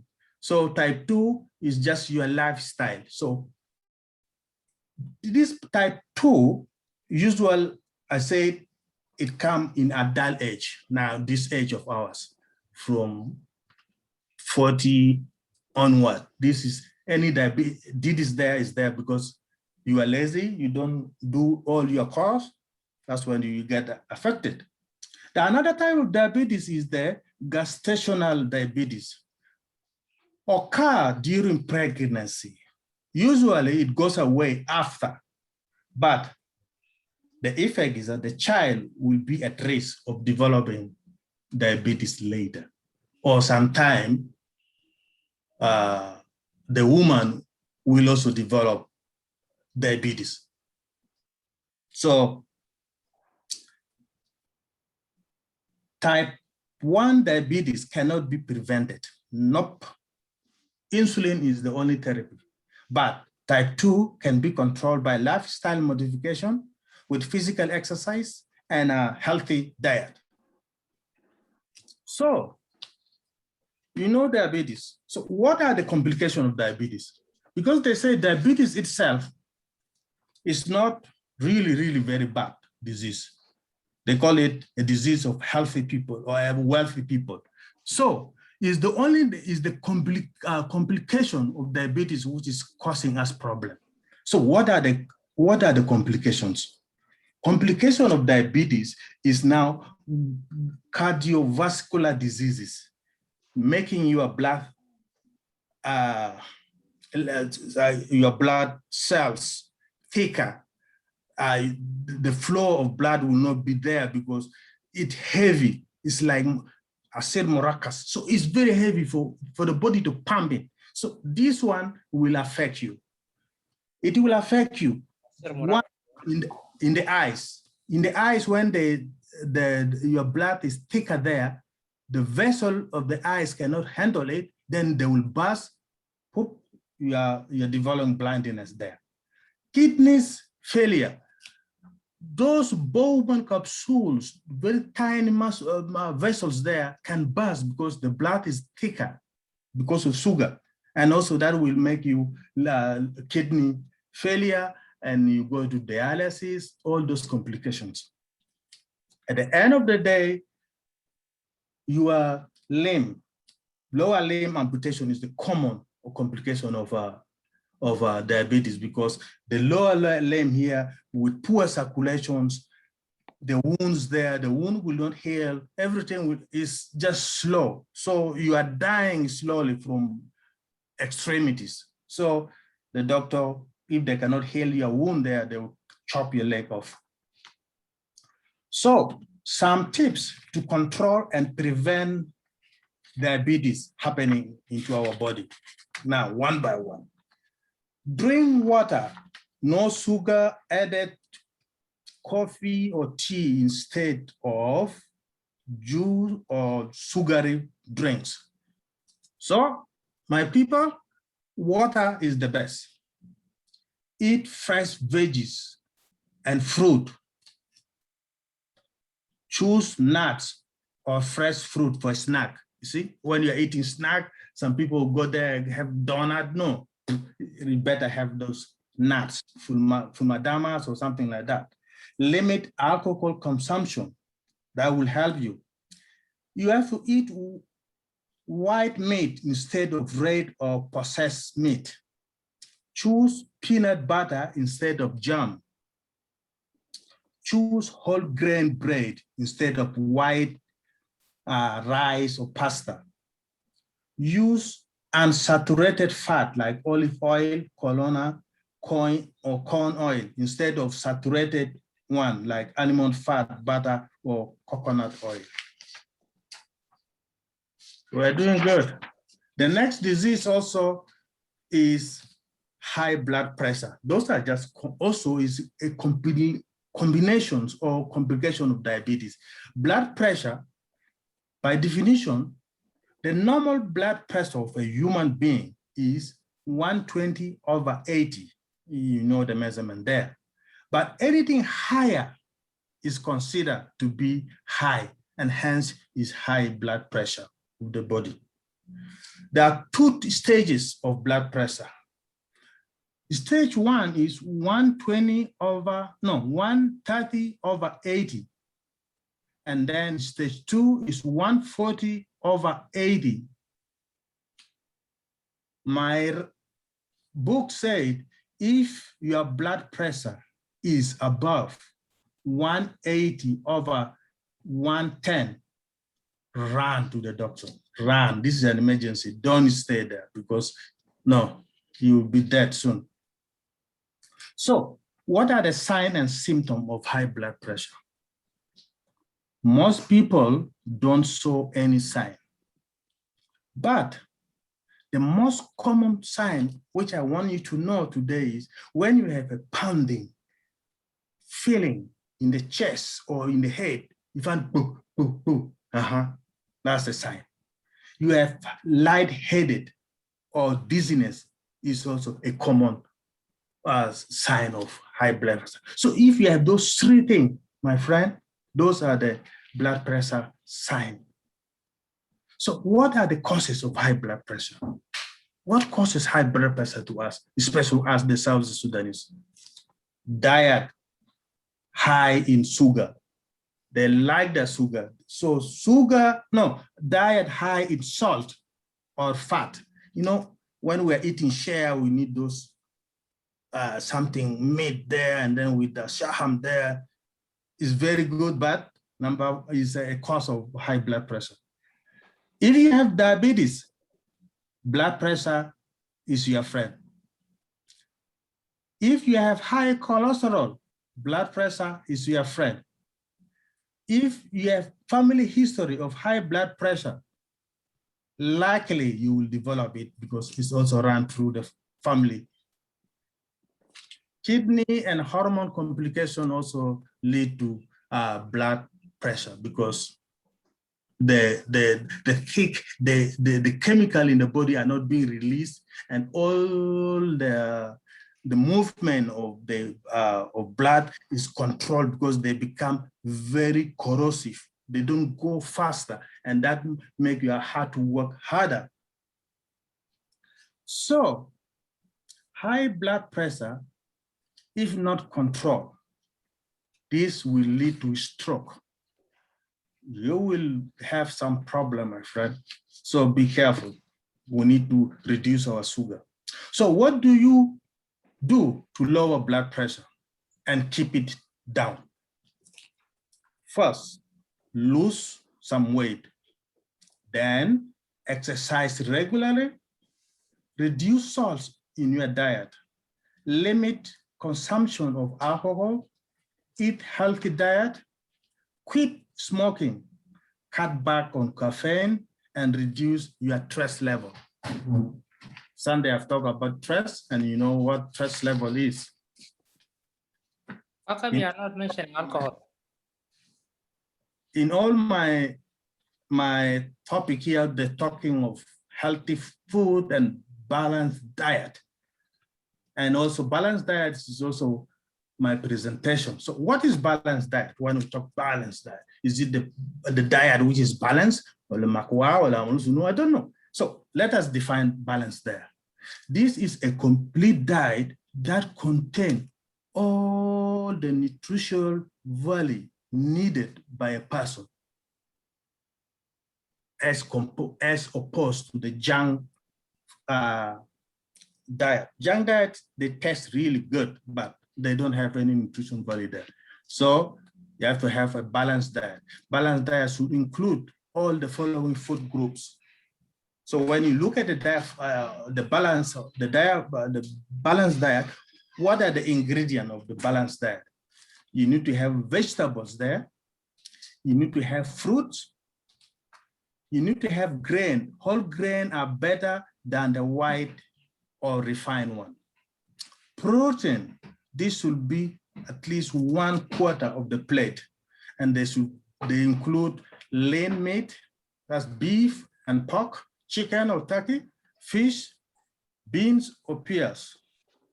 Also, balanced diet include dairy products, most important source of calcium, which is good for bone formation. Then you have your essential minerals and vitamins. Ladies and gentlemen, that's what I have prepared for you, and that's what I have. If there's any question, I'm ready to answer. Thank you.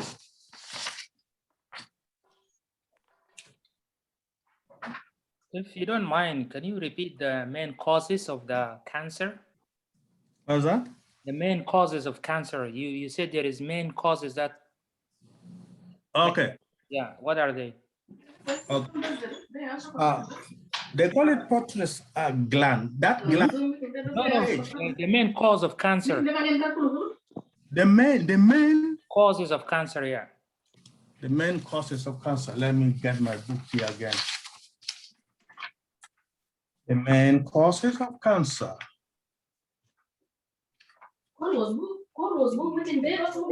Smoking. Okay. Can you mute yourself quite, please? I said, and I summarize it, maybe there's a lot there. Smoking and tobacco uses. We have to control that one. Sun and other type of radiations. See, those who can cause cancer. If you can get away from that, you okay. Your lifestyles and diet you eat, what you are seated here, you don't do exercise, or the food you eat is full of junk, this will cause you cancer also. Virus and other infectious diseases, like I said, human papilloma virus. This is responsible for cervical cancer. Those are just summarized causes of cancer. Yeah, the reason I ask you because I have seen, especially in our community here, there is maybe 2 or more people, they got cancer, but surprisingly, they don't smoke, they don't drink, but still they did get it. They get it if they're not drinking, they're not, what about other things like virus and other infections? That can cause it. And also there is a genetic thing which ran through the family line. If your grandchildren was also having a cancer, there's a possibility that one of your other children will have it. But they have a way of tracing it here. They take a blood sample and they trace it. If that is genetic related, they will know it, and then they will start treating your family member. Okay, then thank you. I see 2 hands. I see Sandy and Rebecca. Yeah, you can go ahead, Sandy. Thank you very much, Mr. Surur, for the. I know we don't have enough time, and it's a very broad topic. Even me, when I try to condense as much as I can. But this is important so that we can put the two together, right? The physical health and the mental health, because these are important things. But it's really good to have. It's not even a question, but it's just an addition and just a comment to let you know that you did a good job and you tried your best to summarize, because it's hard. It's a broad topic. Unless you go, even cancer is very broad, right? But I think, yeah, the human papilloma virus, especially for us women, and breast cancer, these 2 are very common cancers that affect women. And as you mentioned, it could be genetic. So sometimes you can go to your doctor and get a specialized geneticist to look up at your family tree. So especially those that know you have a mom who had breast cancer or a grandmother who had some sort of cancer, then they can give you the probabilities of you having it. So at least you can take the precautions for it. So yeah, and Martina is right. Some people had cancer, but they're not like those that smoke or take the tobacco. But then there's other factors too, right? Like there's other factors, yeah. The virus or the unhealthy eating habits, because it's very big in our community. We like our share, as you said, and you know, Zair al Katir fi Mulah and all this. We've come a long way. We tried, and And especially, what do you call it? The thing we add to the mullah, Maggi. Cinnamon stick and Maggi. The Maggi we and add. cinnamon stick, yeah, and Maggi. Yeah. Cinnamon stick is, I think, is okay. Cinnamon but stick is good. Yeah, good, I think yeah. it's the It Maggi. help with the Maggi is high diabetes. sodium, right? It balance your sugar balance. Yeah, the Maggi. Those are habits we can start as women to kind of eliminate. If there's no need for the Maggi, even the salt in moderation is better than adding the Maggi, because then we have preservatives and we have high sodium intake too as well. But high blood pressure runs in families, especially us Black people, and diabetes. Those are big things in our community. So let's continue this going on. So at least, once in a few months, to sit and talk about it to refresh ourselves, because then we might have more and more people coming to attend these things, right? So, but thanks. I appreciate your presentation. Thank you. Okay, I'm gonna give chance to Rebecca and then Anir. Thank you, Mr. President. Thank you, Sarur, for a wonderful presentation. Just when you talk about cholesterol and what can you do, or what is the most important to raise metabolism very well to keep? So that's what I want to ask. What was the question? Okay, you talk about cholesterol, which is something that it could be in my family history based on, my family who go through all this. But I just want to ask about what can you do mostly to raise your metabolism? I know you can do exercise and also other thing, but a type of the food that you think the food level that can go with that. Yeah, like I said, these are all fats. Cholesterol is fat. There's a good one and there's a bad one. Now we are talking about the bad cholesterol, which is very bad for our body because it affects our blood vessels in making it thicker, or it block it so that no any flow of blood goes into that. And when it reaches the heart, it's a big problem. So we need to avoid those saturated fat, like the animal fats and the animal fat. Don't eat too much of that. Go for unsaturated fat, like oil, olive oils, colonna, and corn oils. Those are good fat, and it will develop a very good cholesterol for you. Also, if you see that your cholesterol is too high, you have to monitor it with your doctor. They give you a number, and then they check, and then they give you a pill to control that one. There's a pill to control that cholesterol, bad cholesterol. See, that's a lot of things there. So next time we are talking about, maybe we pick one topic like cholesterol, and then we dwell on it. It will be really very good. Yeah. Thank you. Yeah, I think there is a cholesterol that you got through the food, and there is also genetic. And with that genetic, if you choose to go to the doctor and take medication from the doctor too, the medication for it also have side effects with your organ, which is how do you call it? I just forget anyway. So yeah, and I got your point. Yeah. So, with the medication we're taking here in North America or in the Western world here, you take a medication to treat this one, but this medication have another side effect, and then they give you medication to treat this side effect, and this side effect also in series of pills, you see, because you take this one and this one for the side effect, they take this one and this is for the side effect. So it's hard to win here. Correct, yeah.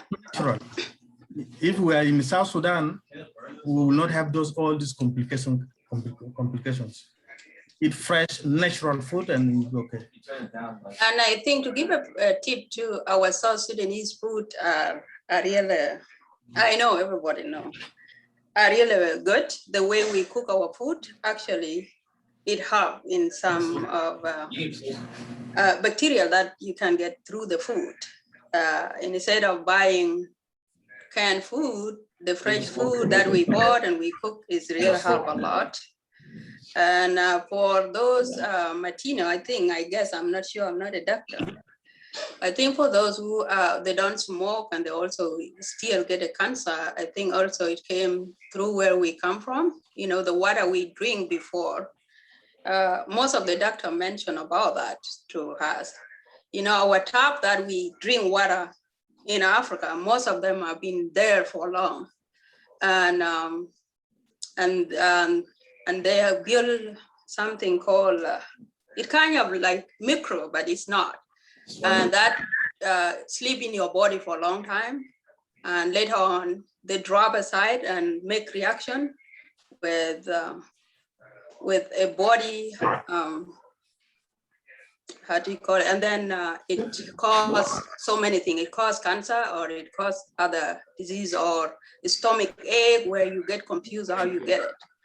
Also with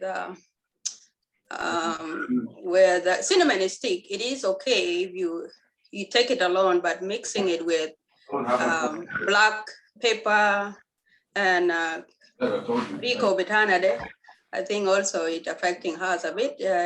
Thank you, Sarur. I think this lesson will help us a lot if we pick up one topic a day and then maybe teach us about it or educate the community more, because our eating habit or cooking habit with the spicy is a problem. Thank you. I just want to add something in regard to cinnamon stick. I'm one of the people who really love cinnamon, because what cinnamon does in your body, it balances the sugar. And so even if I'm cooking combo or whatever that I cook, I always make sure I have cinnamon stick. Because why?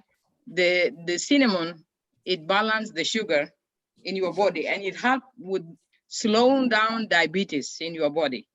So I have no clue that there is effect in cinnamon, because it's a natural spice. So I don't know.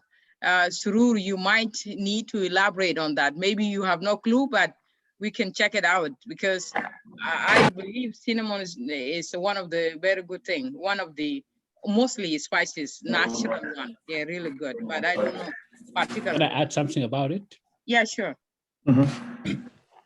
Okay, so for the cinnamon pack, which is let me just talk from the point of medicinal plant. So cinnamon pack actually is a kind of medicinal plant, which is actually basically used like a carminative material. What does that mean?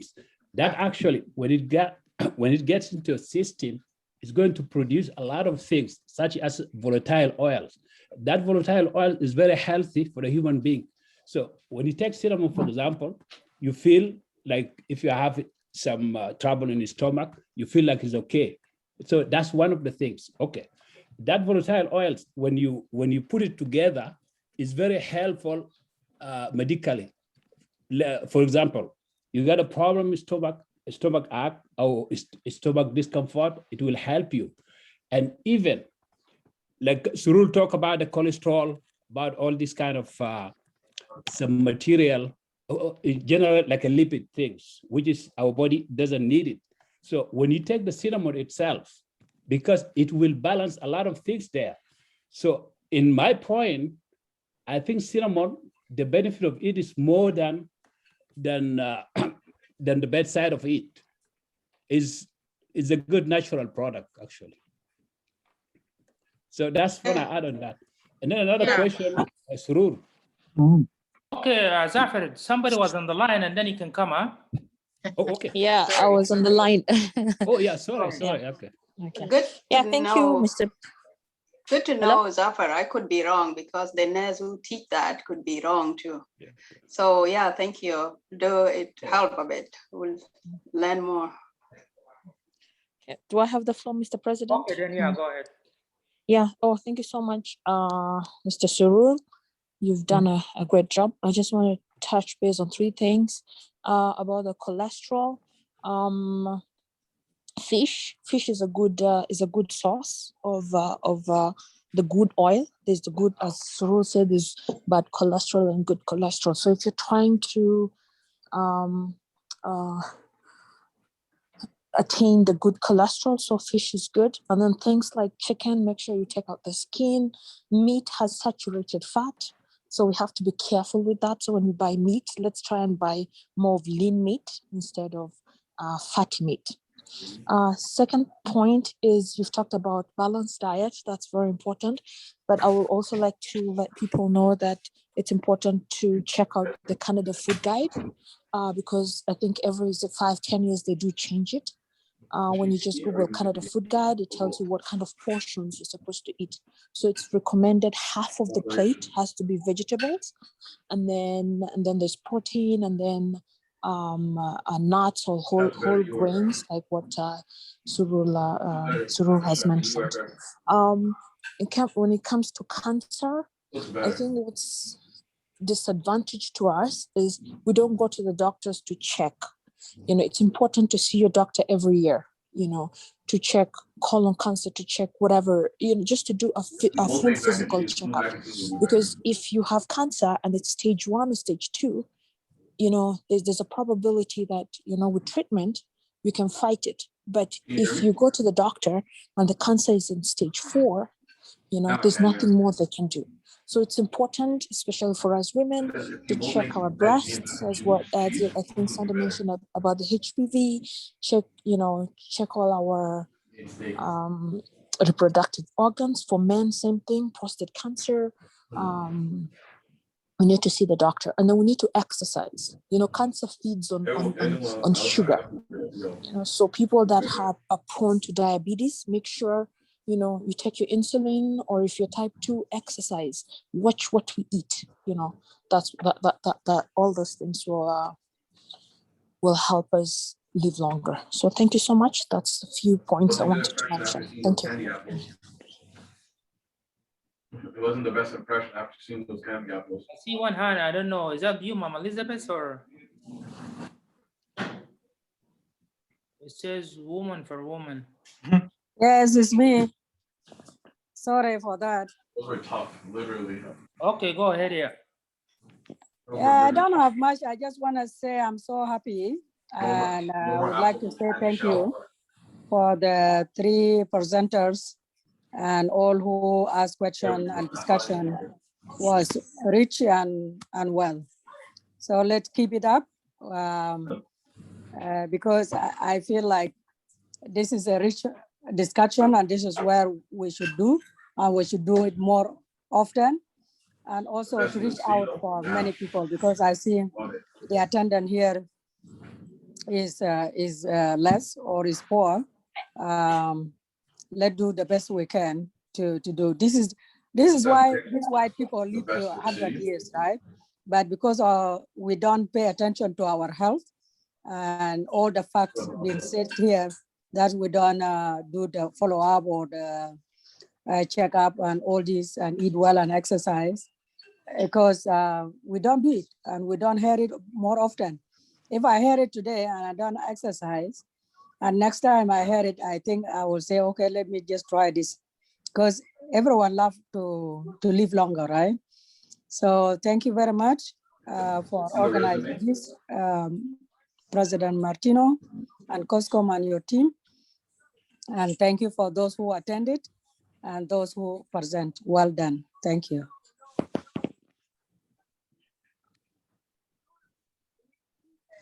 Back to you. Yeah, so thank you, Mama Elizabeth, for those wise words. And then before we move to the last presenter, anybody has question for Sru first? We're gonna move. We have another presenter. Okay. Yes, we have one. We saved the Hanai. What is it? The best to the last. Oh, sorry. I thought we are done. No problem. Okay. No. We have one. Yeah. So I'm glad that our community is rich with people by profession, so many different areas. Name it from finance to Somebody needs to mute. from social workers, to nurses and to also pharmacists. And hopefully one day we will have, an MD doctor here in our community. I know we're having a pharmacist on the way. We have lawyers already, but yeah, sooner or later, we're gonna have all those professions within our community. So let's keep up the good work.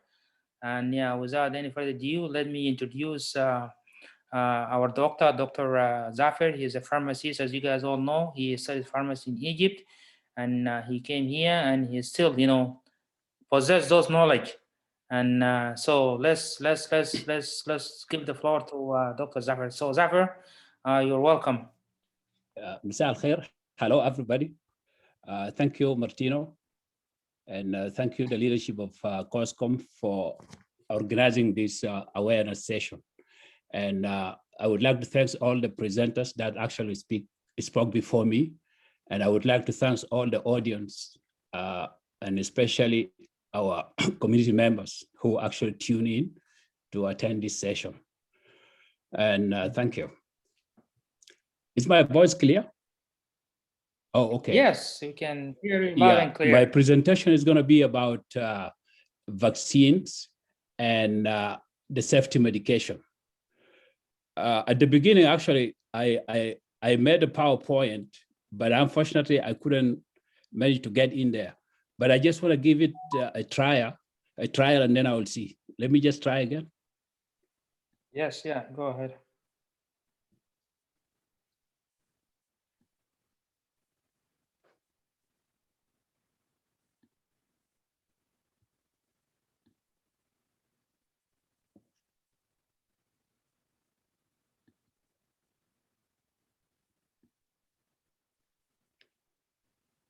Okay, it didn't show up again.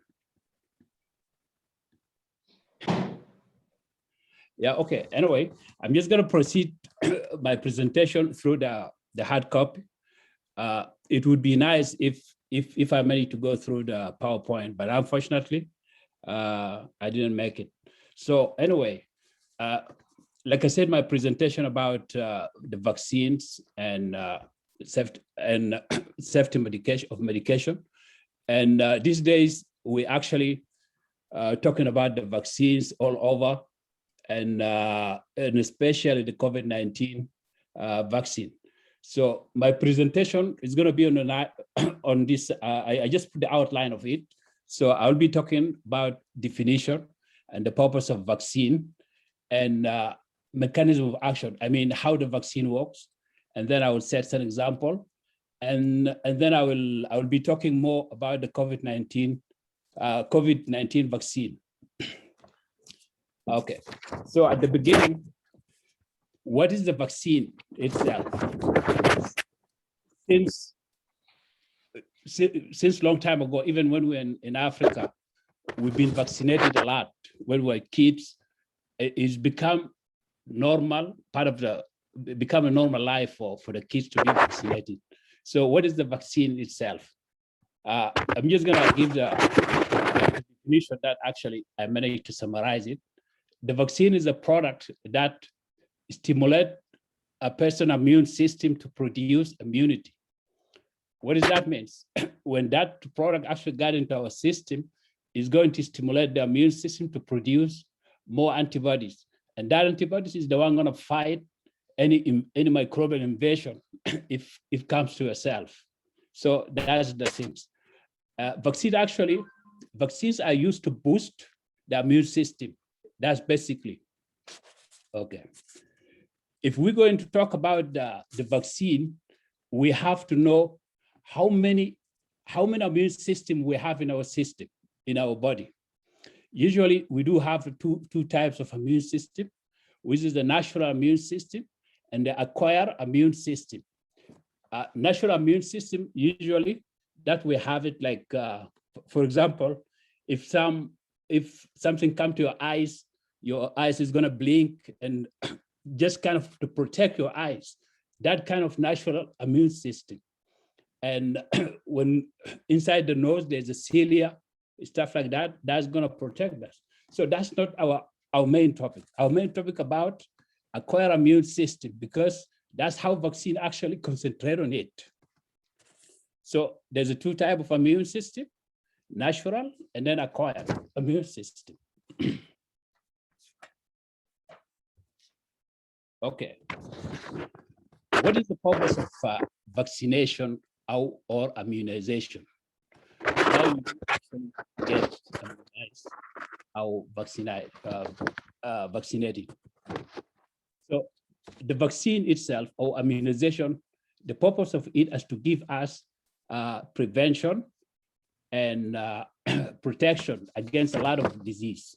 So I can just put it in one way, which is scientifically, is giving us prophylaxis. What does that mean? That means prevention and protection against the disease. That's the main purpose of vaccine. So the second one, vaccine, the purpose of it is to contain and to control the spread of disease.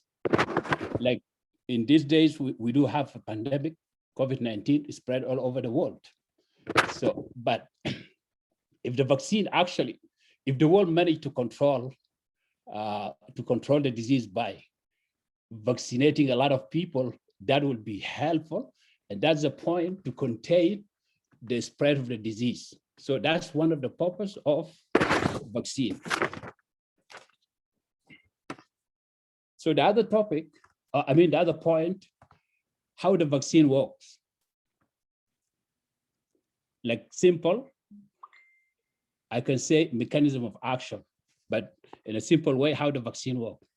Usually, when the vaccine comes to our system, because the vaccine, our system is going to recognize the vaccine as an antigen, which is foreign body comes to our system.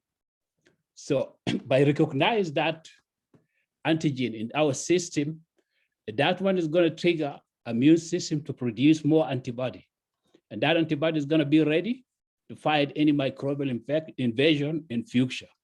So that's how the vaccine works.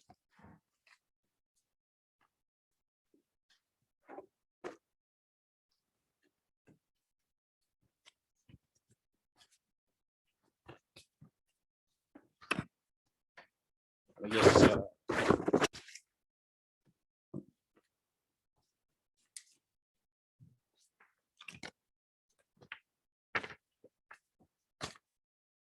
so the next point actually is going to be like an example of vaccine all over the world. So globally now, there's 4 types of vaccines. They actually put it into categories. There's a vaccine, the first one is called live attenuated vaccine. And that kind of vaccine used, they use like a weak virus. They inject people with a weak virus. And that virus, when it gets into a system, it's going to trigger our immune system to produce more antibodies. In reality, they injected you with a weak virus. Previously, when we got vaccinated a long time ago, most of us, like in Africa, let's say the BCG vaccine, the one for tuberculosis, and the one for measles, so we got that vaccine when we were kids. And then for chicken pox, with Judery, we got that vaccine. So all these kind of vaccine actually is a live attenuated virus. Is actually, they injected us, they inject the body with a live virus, which is very weak. And that virus is going to trigger immune system to produce more antibodies. And then you'll be protected in the future. So the second one, which is a kill virus or inactivated vaccine.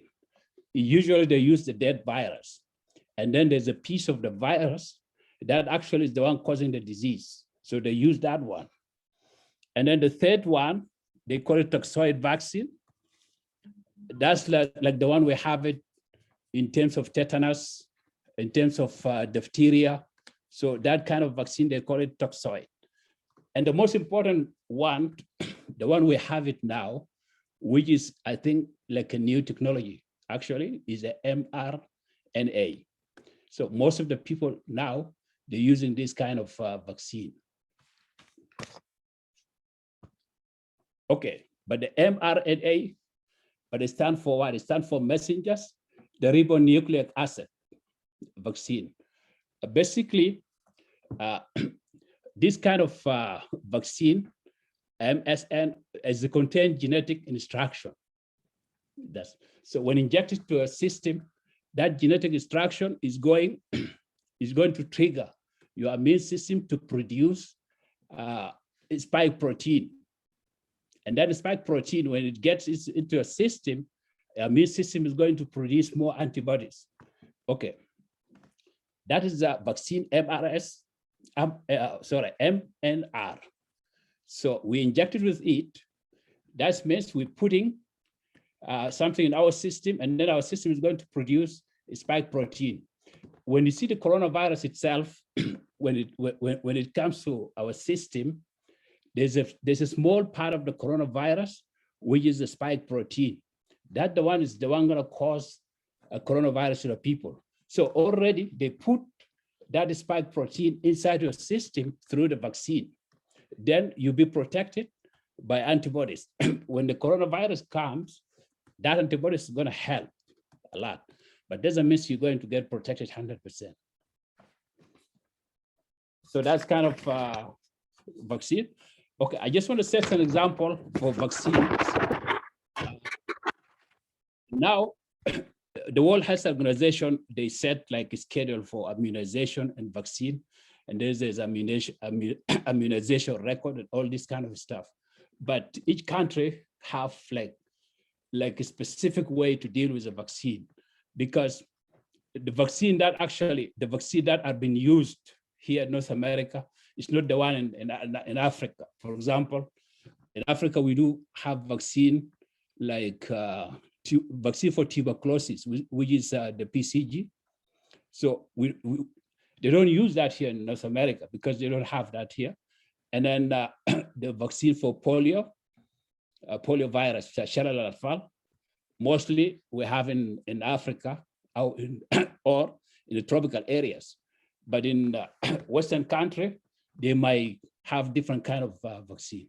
So let me just set an example. I'm not gonna go through all of them. Like there's a polio, the poliovirus vaccine, that's actually for poliomyelitis. There's a vaccine, MMR, which is a measles, mumps, rubella, and then there's a varicella, and there's I think Surut talk about human papilloma virus. I think Sandra mentioned that too. There's a vaccine for it right now, especially for the woman. So that's the general things about the vaccine in general. So now I'm going to talk about the COVID-19 vaccine, which is the most important now.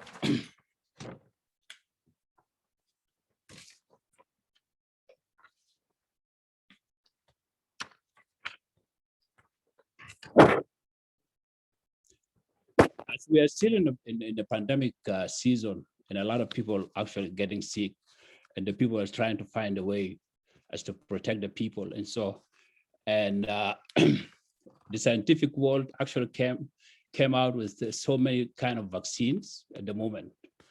And there's a two American companies, which is a pharmaceutical company. They actually, actually three in USA.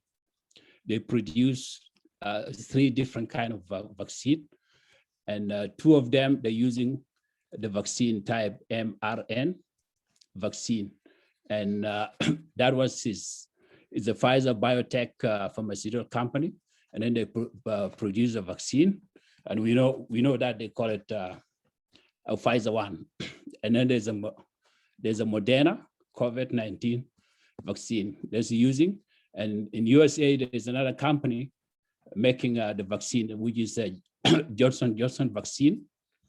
And I think it's back now to the market. It's been revoked from the market for some time, but it's back. And then we have that, the AstraZeneca vaccine. Yeah, so when we see the Pfizer vaccine and Moderna vaccine, they actually mRNA vaccines, yeah.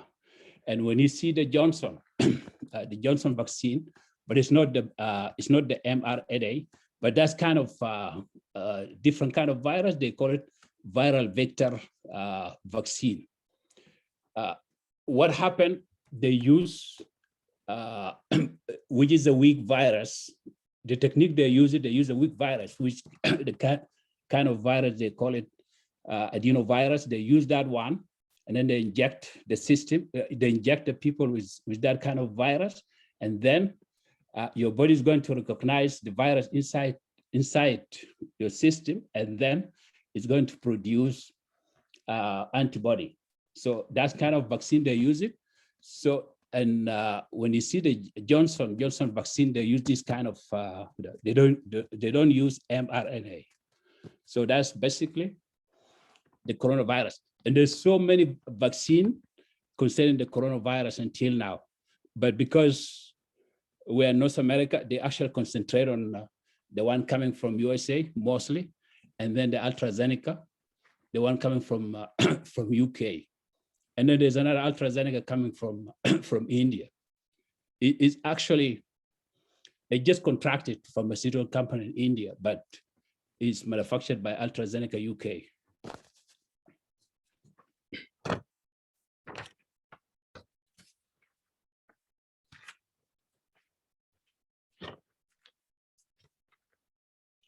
Yeah. And when they talk about the vaccine itself, I know all of us, maybe in our community, some of people actually got vaccinated already, and they actually aware about the vaccine. Maybe they talk with the doctor and stuff like that.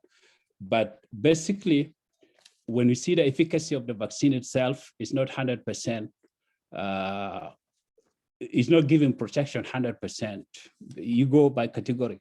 They say the Pfizer one is giving, the efficacy is 95%, and the Moderna efficacy is 94%, and AstraZeneca 65%, and then the Johnson Johnson is 62%.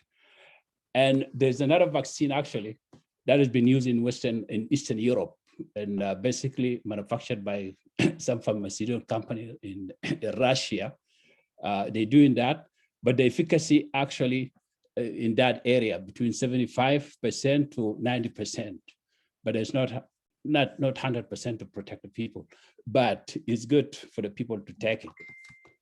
So that's efficacy of the vaccine that actually been using for COVID-19. And most of the side effect is basically, it's not a life-threatening things. Basically, you got a pain at site of injection and a headache and fever, and you may feel some kind of fatigue or you feel tired, stuff like that. So that's the basic things. There's no major concern about the side effect of most of the vaccines. Yeah, the people talk about AstraZeneca a couple of months ago, but I think the further study shows that there's no reason for the people to panic that one. So that's why the AstraZeneca is back now, and some people are getting AstraZeneca, and mostly the people are okay. There's no any major concern about adverse effect of it. So it's good for the people to get vaccinated and to get protected, and at the same time they protect themselves, then they protect the loved one. So that's basically about the COVID-19 vaccine. The last point, I have it here, like we just, just hold on, guys. The last topic I have it is medication safety, and I heard a lot of issues concerning the medication at home. Some people, they may get into contact with medication, they are not supposed to take it, especially the prescribed medication, because the prescribed medication, if it's not prescribed to you, you shouldn't take it. So what I heard, some people in our community, they share the prescribed medication, and that actually causes like like a health hazard to the people. So the point that I want to make it, don't share a prescribed medication, because if that medication is not prescribed to you, you shouldn't take it. That's number 6. And I know some people, they may have like the multiple medical conditions, and then they're going through a lot of medical problem and with a lot of medication. In other way, they are kind of polypharmacy patient. That means you can find someone is taking like 10 different kinds of medication at the same time. So that one, they have to be careful, very careful about it. And of course, they can talk with their pharmacy or their medical doctor to do that. And the best thing for them to use the bubble pack. So that's one of the things. And and we all of us actually to put some medication at home. So we have to observe the condition of storage at home. For example, you have a medication, you're taking it. Some medication, they might not need to be stored in the fridge, or some of them, they may need like just a room temperature or less than that. So we have to observe that one in order for your medication to be safe. At the same time, we just keep it away from the kids, because most of us keep medication at home. And the last thing, actually, I just want to mention about traditional medicinal plant. I know we are here in North America, but some people are getting medicine from South Sudan with a traditional one, the herbal one. I know a lot of people are getting that one. I don't want to mention the name of the medication, but a lot of medication is coming from there, and a lot of people are taking that one. And I heard a lot of people is talking about, especially during the COVID-19, they got some medication, they sent it from back Africa and helped them a lot. So my point is that, yes, in back home, we do have a traditional medicinal plan, we've been using it. But unfortunately, until now, there's no any scientific studies actually have been done on all this medication. In like in area of Equatoria, we have highest Medicatimera, for example, or some people, they use Garat, they use that one, but there's no any scientific studies have been done on all this material. So what I want to say, some people here, they have like so many medical conditions, like heart problem, blood pressure. So that medication, that medicinal plant, actually, like we don't know the active ingredient in it. So it may be contraindicated to a medical condition, the one you have. So if you take it, that may put you into like in a dangerous situation. So I think it's better for the people not to take that medication that coming from Africa, like a medicinal plant, traditional one. If you have like the cardiovascular disease or you have medical problem. So it's better for you to avoid that one. So that's the things. And then the last topic I want to talk about, which is concerning medication safety, actually, which is the bleaching creams. له كريمات بتاعت التبييض وده خاصة طبعا بالنسبة especially for our sisters. Now, all over the Sudan, not even here in North America, a lot of people, they're using creams just to bleach the skin and stuff like that. So when you see the active ingredient of these creams, most of them corticosteroid. Surur talked about diabetes earlier, and diabetes, the rate of diabetes in our community is going high, whether in North America or back home. And especially in a woman, for example, one of the reasons for that one, that's the recent studies actually showing that, because most of the cremada contain corticosteroid. So when you take that corticosteroid, so you're putting a lot of corticosteroid in your system, you put it in the skin. but your skin is going to absorb it.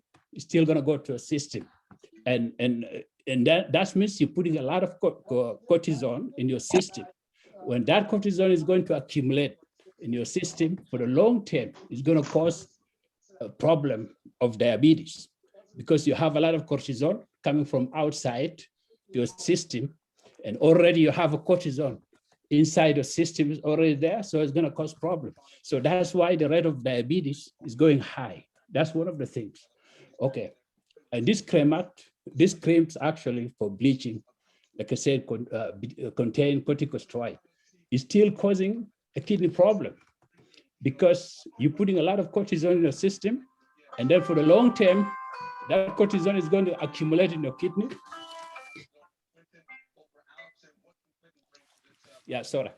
That cortisone is going to accumulate in your kidney system, and then it's going to cause like a kidney problem for the long term. That's for the long term. So that's the 2 points what I see the people should avoid it. Yeah, cremat. It's not easy, but I think that's one of the things that I thought I should talk about. So I guess I will end up my presentation here. And thank you for listening. And I'm so sorry again, I couldn't manage to put the PowerPoint on. That's Because okay. in PowerPoint, there's a lot of things I put in there. Yeah, thank you. Good job. Can I ask a question, Martino, before you, because I know there will be a lot of questions. Okay, yeah, go ahead. Thank you.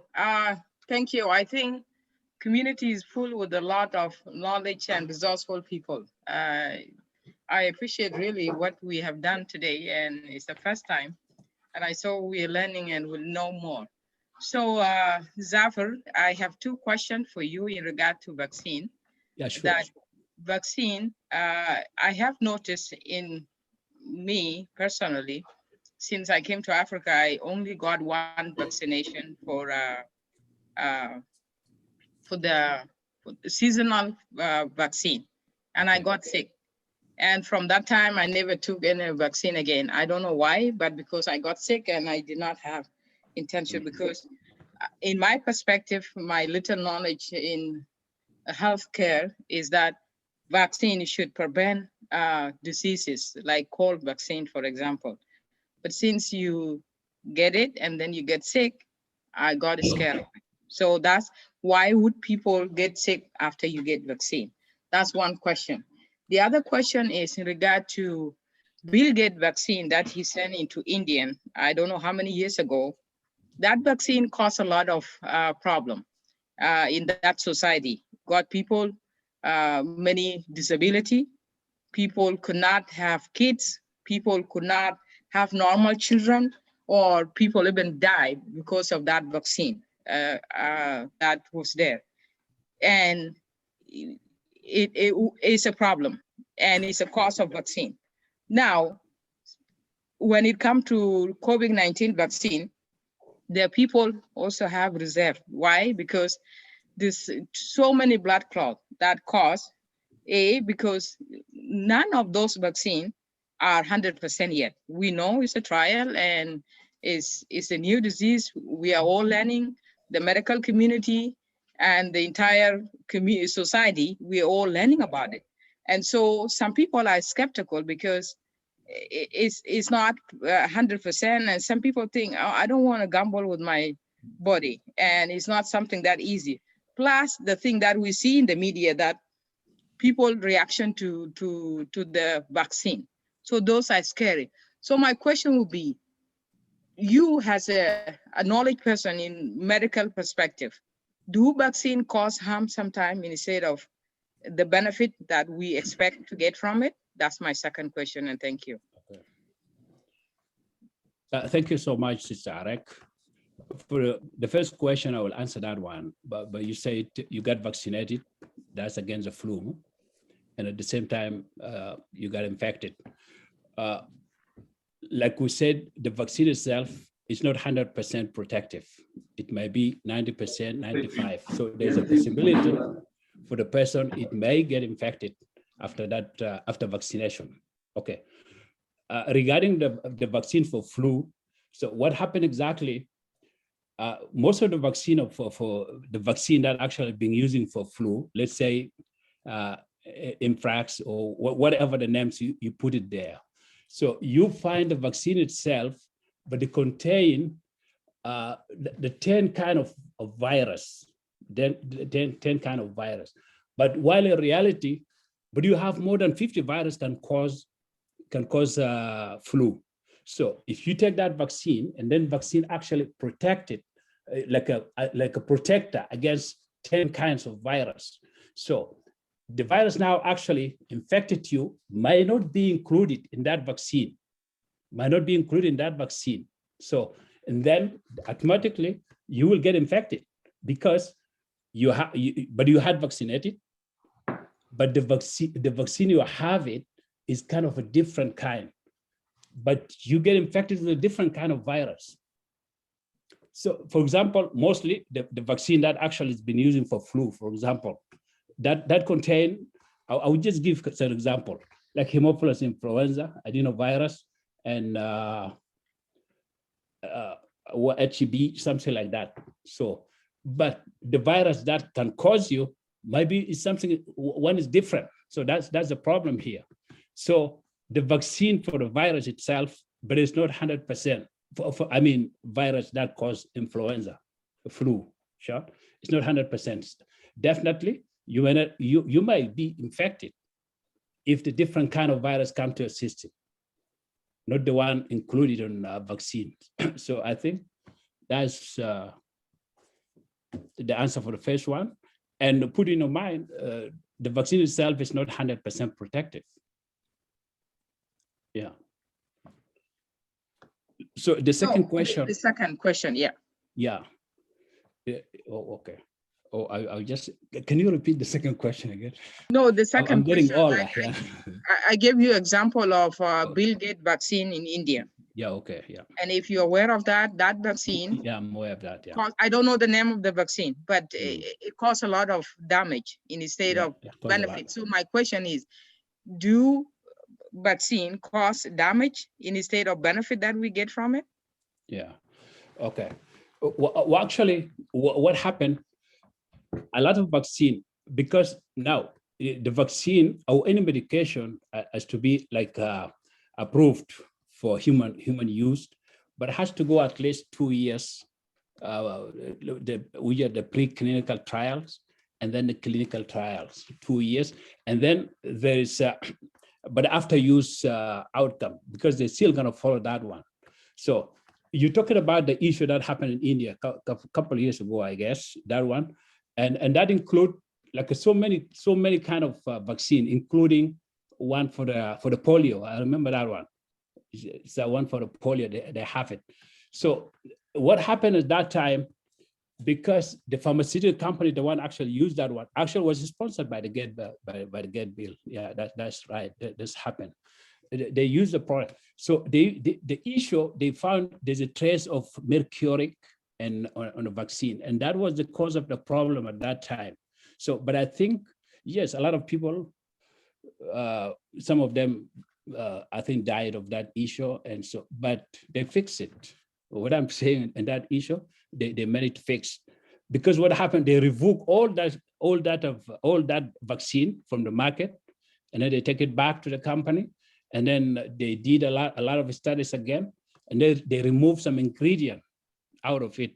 So that happened because it's not the first time actually the people use the mercury in vaccine. There's a lot of the vaccine, they put that one, but before didn't cause any problem. Like a lot of vaccine we had in Africa contain that material. The one caused problem in India, for example, but that's happened. I don't know, maybe the genetic material might play a role from area to area. So I'm not sure about that, but I think, yes, back to your question, because at the end, we look to the risk, the benefit. Like you said, the benefit justify the risk. So that's like a medical community, they actually look at that point. They're going to see the benefit. Yes, there's a risk and there's things can happen, but with a less ratio. As long as the majority is going to get benefit out of that, they will do that. So I think the benefit justified the risk to do that.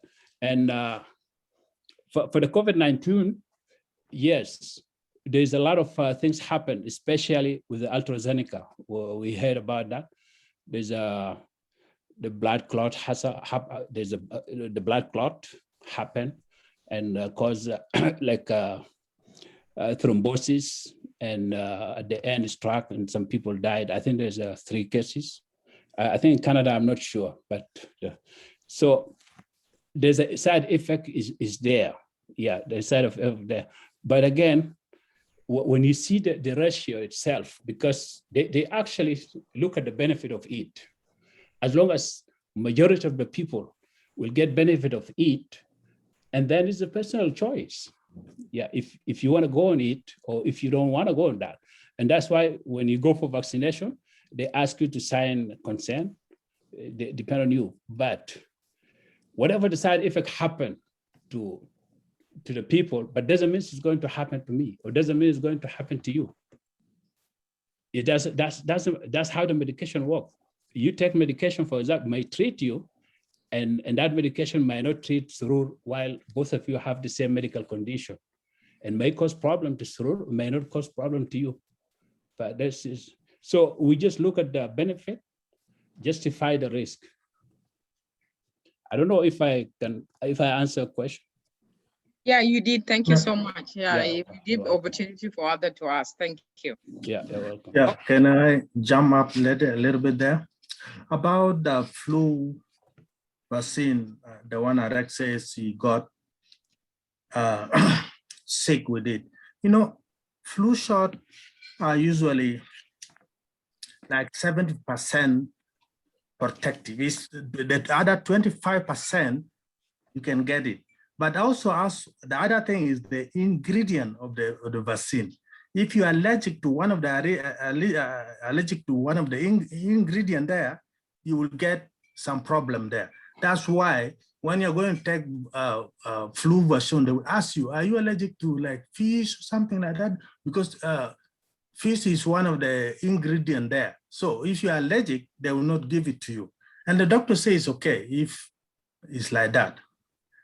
So the other point of Zafir talking of the traditional medication like the Lalog, the Keltumelo, and the other one was the Garrett. You know what? Those things is just like taking a risk. Yeah, you say it, yeah, because there's no scientific proof what is inside there. But sometimes it works. Like the Lalo, when people take and then they go and check their blood sugar, the doctor says, what's happening? Continue with what you have been doing. So the doctors also sometimes approve it, but it's a risk. So it's up to us now to see whether our traditional medication is good. When it's good with you, for me, go for it. But when you see there's any gray area, you stop it. Yeah. No, sorry, to add onto the Surur point, which the point I forgot about La Lobe really. Okay. It is, we eat it when we were in Africa as just a snack, or whatever that we eat in the food in it, like lobe particularly. There are a lot of things, which we have a lot of fruit in Africa that they are fruits outside and they are what vegetable inside, like La Lobe. And La Lobe has people testified, those who have high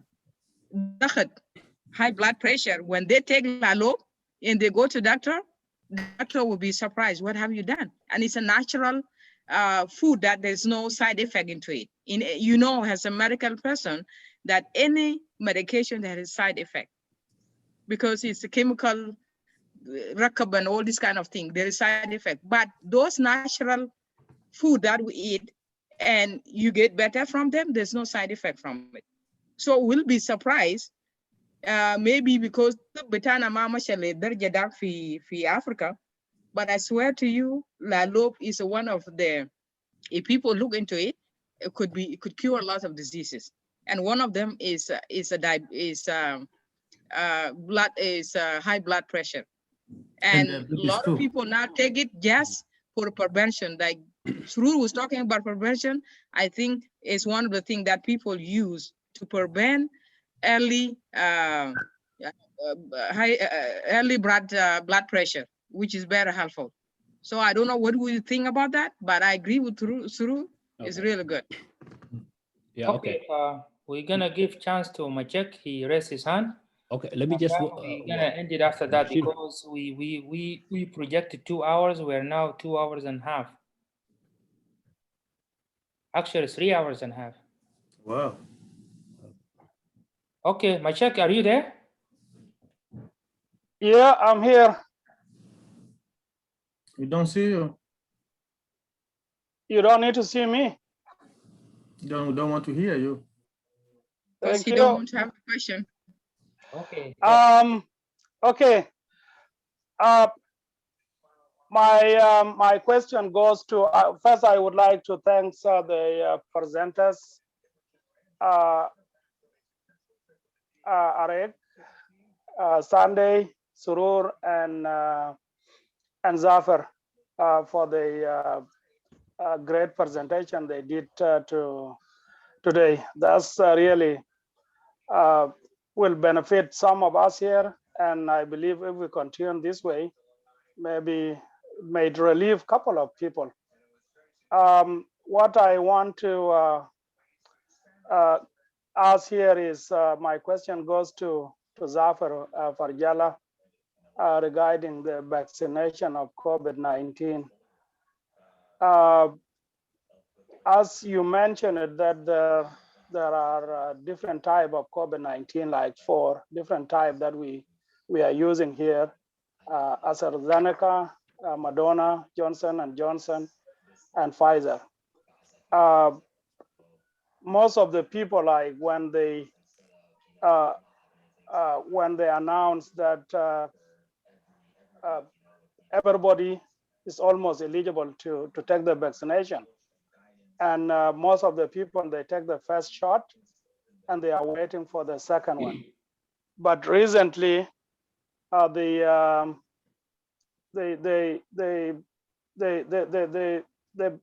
ran out of vaccines, and some of the health advisors, they try to advise people that it is good to mix up the vaccination. For example, if you got shot with a Pfizer, you can have a second shot with Moderna. So my question to you, for the best of your knowledge, can you advise what's the side effect if you mix up the vaccination? Thank you. Yeah. Okay. Yeah. Yeah. Thank you. Thank you so much, Mr. Masek. But before I answer your question, I just want to go back to, if you can allow me, go back to Arek and Surur. When I mentioned like traditional medicinal plant, I say if you have a medical condition like a heart problem, cardiovascular disease, and stuff like that, so my advice not to use it because it might be contraindicated to medical condition the one you have it. That's my point. Yeah, but if you're healthy, yeah, it's okay. Like when we're in Africa, we're healthy, we don't have any problem, we use all these kind of things. But what I'm saying, if I have a problem, medical condition, heart problem, cardiovascular disease, I think it's better for me to avoid that one because I don't know exactly what is in there. So that's my point. That's my point here. Okay, I gotta go back to Brother Masek. Yeah, that's what happened. Especially, we all follow the news from the Canada, but the chief health administration, and even from the Minister of Health, or even from the Prime Minister, and they talk about the issue of supply. And the Canada, I think they're facing issue of the supplying, because mostly they're bringing things from USA and it's coming, yeah, but it's not that enough. So that's why after they did some studies and then they found they can mix the vaccine. So you may take the first dose of Moderna and then the second dose might be from Pfizer. And scientifically, they said the efficacy is going to be the same, that there's no any different. Why they actually put that one? When you go to active ingredient of Pfizer vaccine or Moderna vaccine, mostly are the same. And they're all different in a few things. So let me just give you an example about the active ingredient of Pfizer or Moderna. And Pfizer, they have the mRNA. In Moderna, they have the mRNA. So, and then they have a lipid. The only different here in kind of the lipids. So the kind of lipid the one Pfizer is using, it is just different a little bit from the one Moderna is using. So that's why they come with a plan. When they see that active ingredient is almost the same, then there's a possibility of interchangeable. So they can use it. Use first dose from Moderna, and then the second dose could be from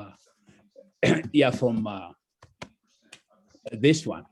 And the only thing they didn't recommend, they cannot mix, like let's say Moderna or Pfizer, they cannot mix with Johnson. Yeah, they cannot mix with Johnson because, but any virus, any vaccine that using mRNA, they can mix it because the main things they have the mRNA. That one is the one actually very, very important in vaccine. That's why they have it. So the other ingredient is just what they call it in pharmacy, adjuvant. So when you see the ingredients, almost the same. So that's why they came with the idea. So I think they can interchange the two vaccine together, but except the Johnson. And even with the AstraZeneca, they say, yeah, you can take the first dose for AstraZeneca, and then the second dose could be Moderna or Pfizer. And scientifically, it's okay. So he's still gonna get the same efficacy. That's it. So the only thing they don't mix with a different kind, which is the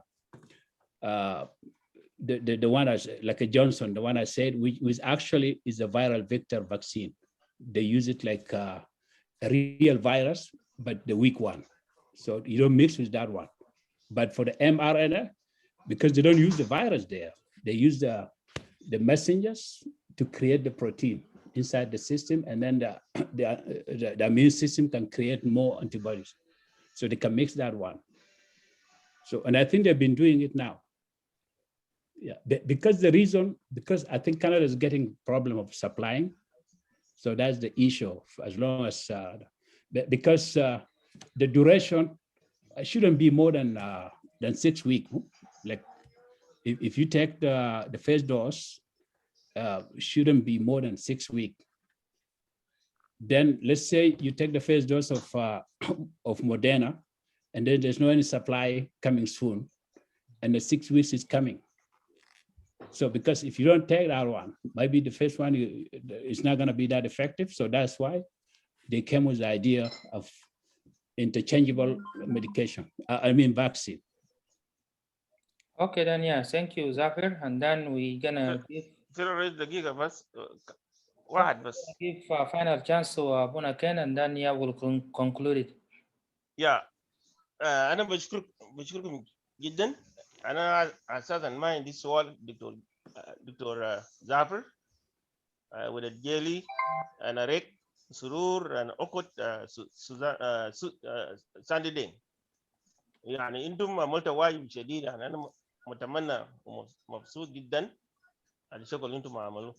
يعني أول مرة يعني في مجتمع حقنا يعني الناس يتبرعوا يعني ويجي بحاجات مختلف عشان انه يوحي المجتمع. انا بقول انه اخوتي واخوات مشكور جدا جدا جدا. وانتم امسك يعني قلوبكم ورؤوسكم، وان شاء الله المره الجاي يعني تفكر حاجه تاني، خاصه المنتل illness ده حاجه كبير جدا جدا في المجتمع بتاعنا. في ناس اساسا they pretend، لكن انا بشوف حتى لما نحن يعني بنتكلم بتشوف اساليب، في ناس عيانين اساسا لكن ما بتقبلوا. فانتم عملتوا واجب وربنا يبارككم يعني، وان شاء الله Aki, brother Srur, you have done very good job. I just come back from hospital when I went to see Mark, but you guys done a great job. God bless you all. You know, ممكن نقول رئيس لو عندك يعني تعيين زيد عدد بتاع الجماعه دي يعني ادي اكل كويس ما شاء الله. شكرا. Inshallah. All right. Martino, Yes.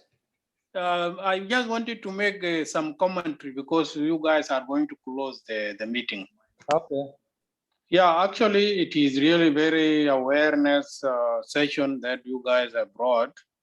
But I just wanted to put, if you guys can put it as one of the recommendation within our community, that there should be a day to be chosen for such a presentation. If things are well, it should be done in a community center for such a thing like this. Exactly. So this is what I'm recommending to happen, such that people should be educated. Thank you. Okay, yeah, thank you. Good suggestion, Sasquatch. We appreciate that. Yeah, so we come to the end. I just want to thank you guys all. Special thanks to our presenters for the wonderful job that they have done. And also a special thanks to our community members who tune in so they can listen to our profession and take the word of advice from them and take the knowledge. Thank you all. I'm just gonna end it here and you guys enjoy the rest of the day until we meet next time. So thank you all. Yeah, God bless you. Thank you very much. Yeah, bye. Surur. Salama. Yeah, Masek. Because Zafar. I'm gonna end it because it's Like كويس يا عم. Long time, man. Yeah, long time. Zafar, انت وين مشيت جيلو شنو؟ Oh, again. شنو شالا كويس؟ يا ولد جيلي تمام. تمام ها؟ الدملك مسال عليك يا دمنك. والله يا اخي سلمنا عليه يا اخي. كيف شالا كويس؟ والله كويس الحمد لله. ناس شد ناس ديناتر كله بيسلم عليك. يا تحياتي لهم يا اخي. شوف في جوبا في سلاح طبي. يا شوف في جوبا دين برضه في جوبا. هو المدير العام بتاع سلاح طبي. اسمع اجي نتورك جا لوك انا برا من ستوري انا ما اعرف انا بلقوا جت Okay, there we go. No, I'm gonna stop the recording.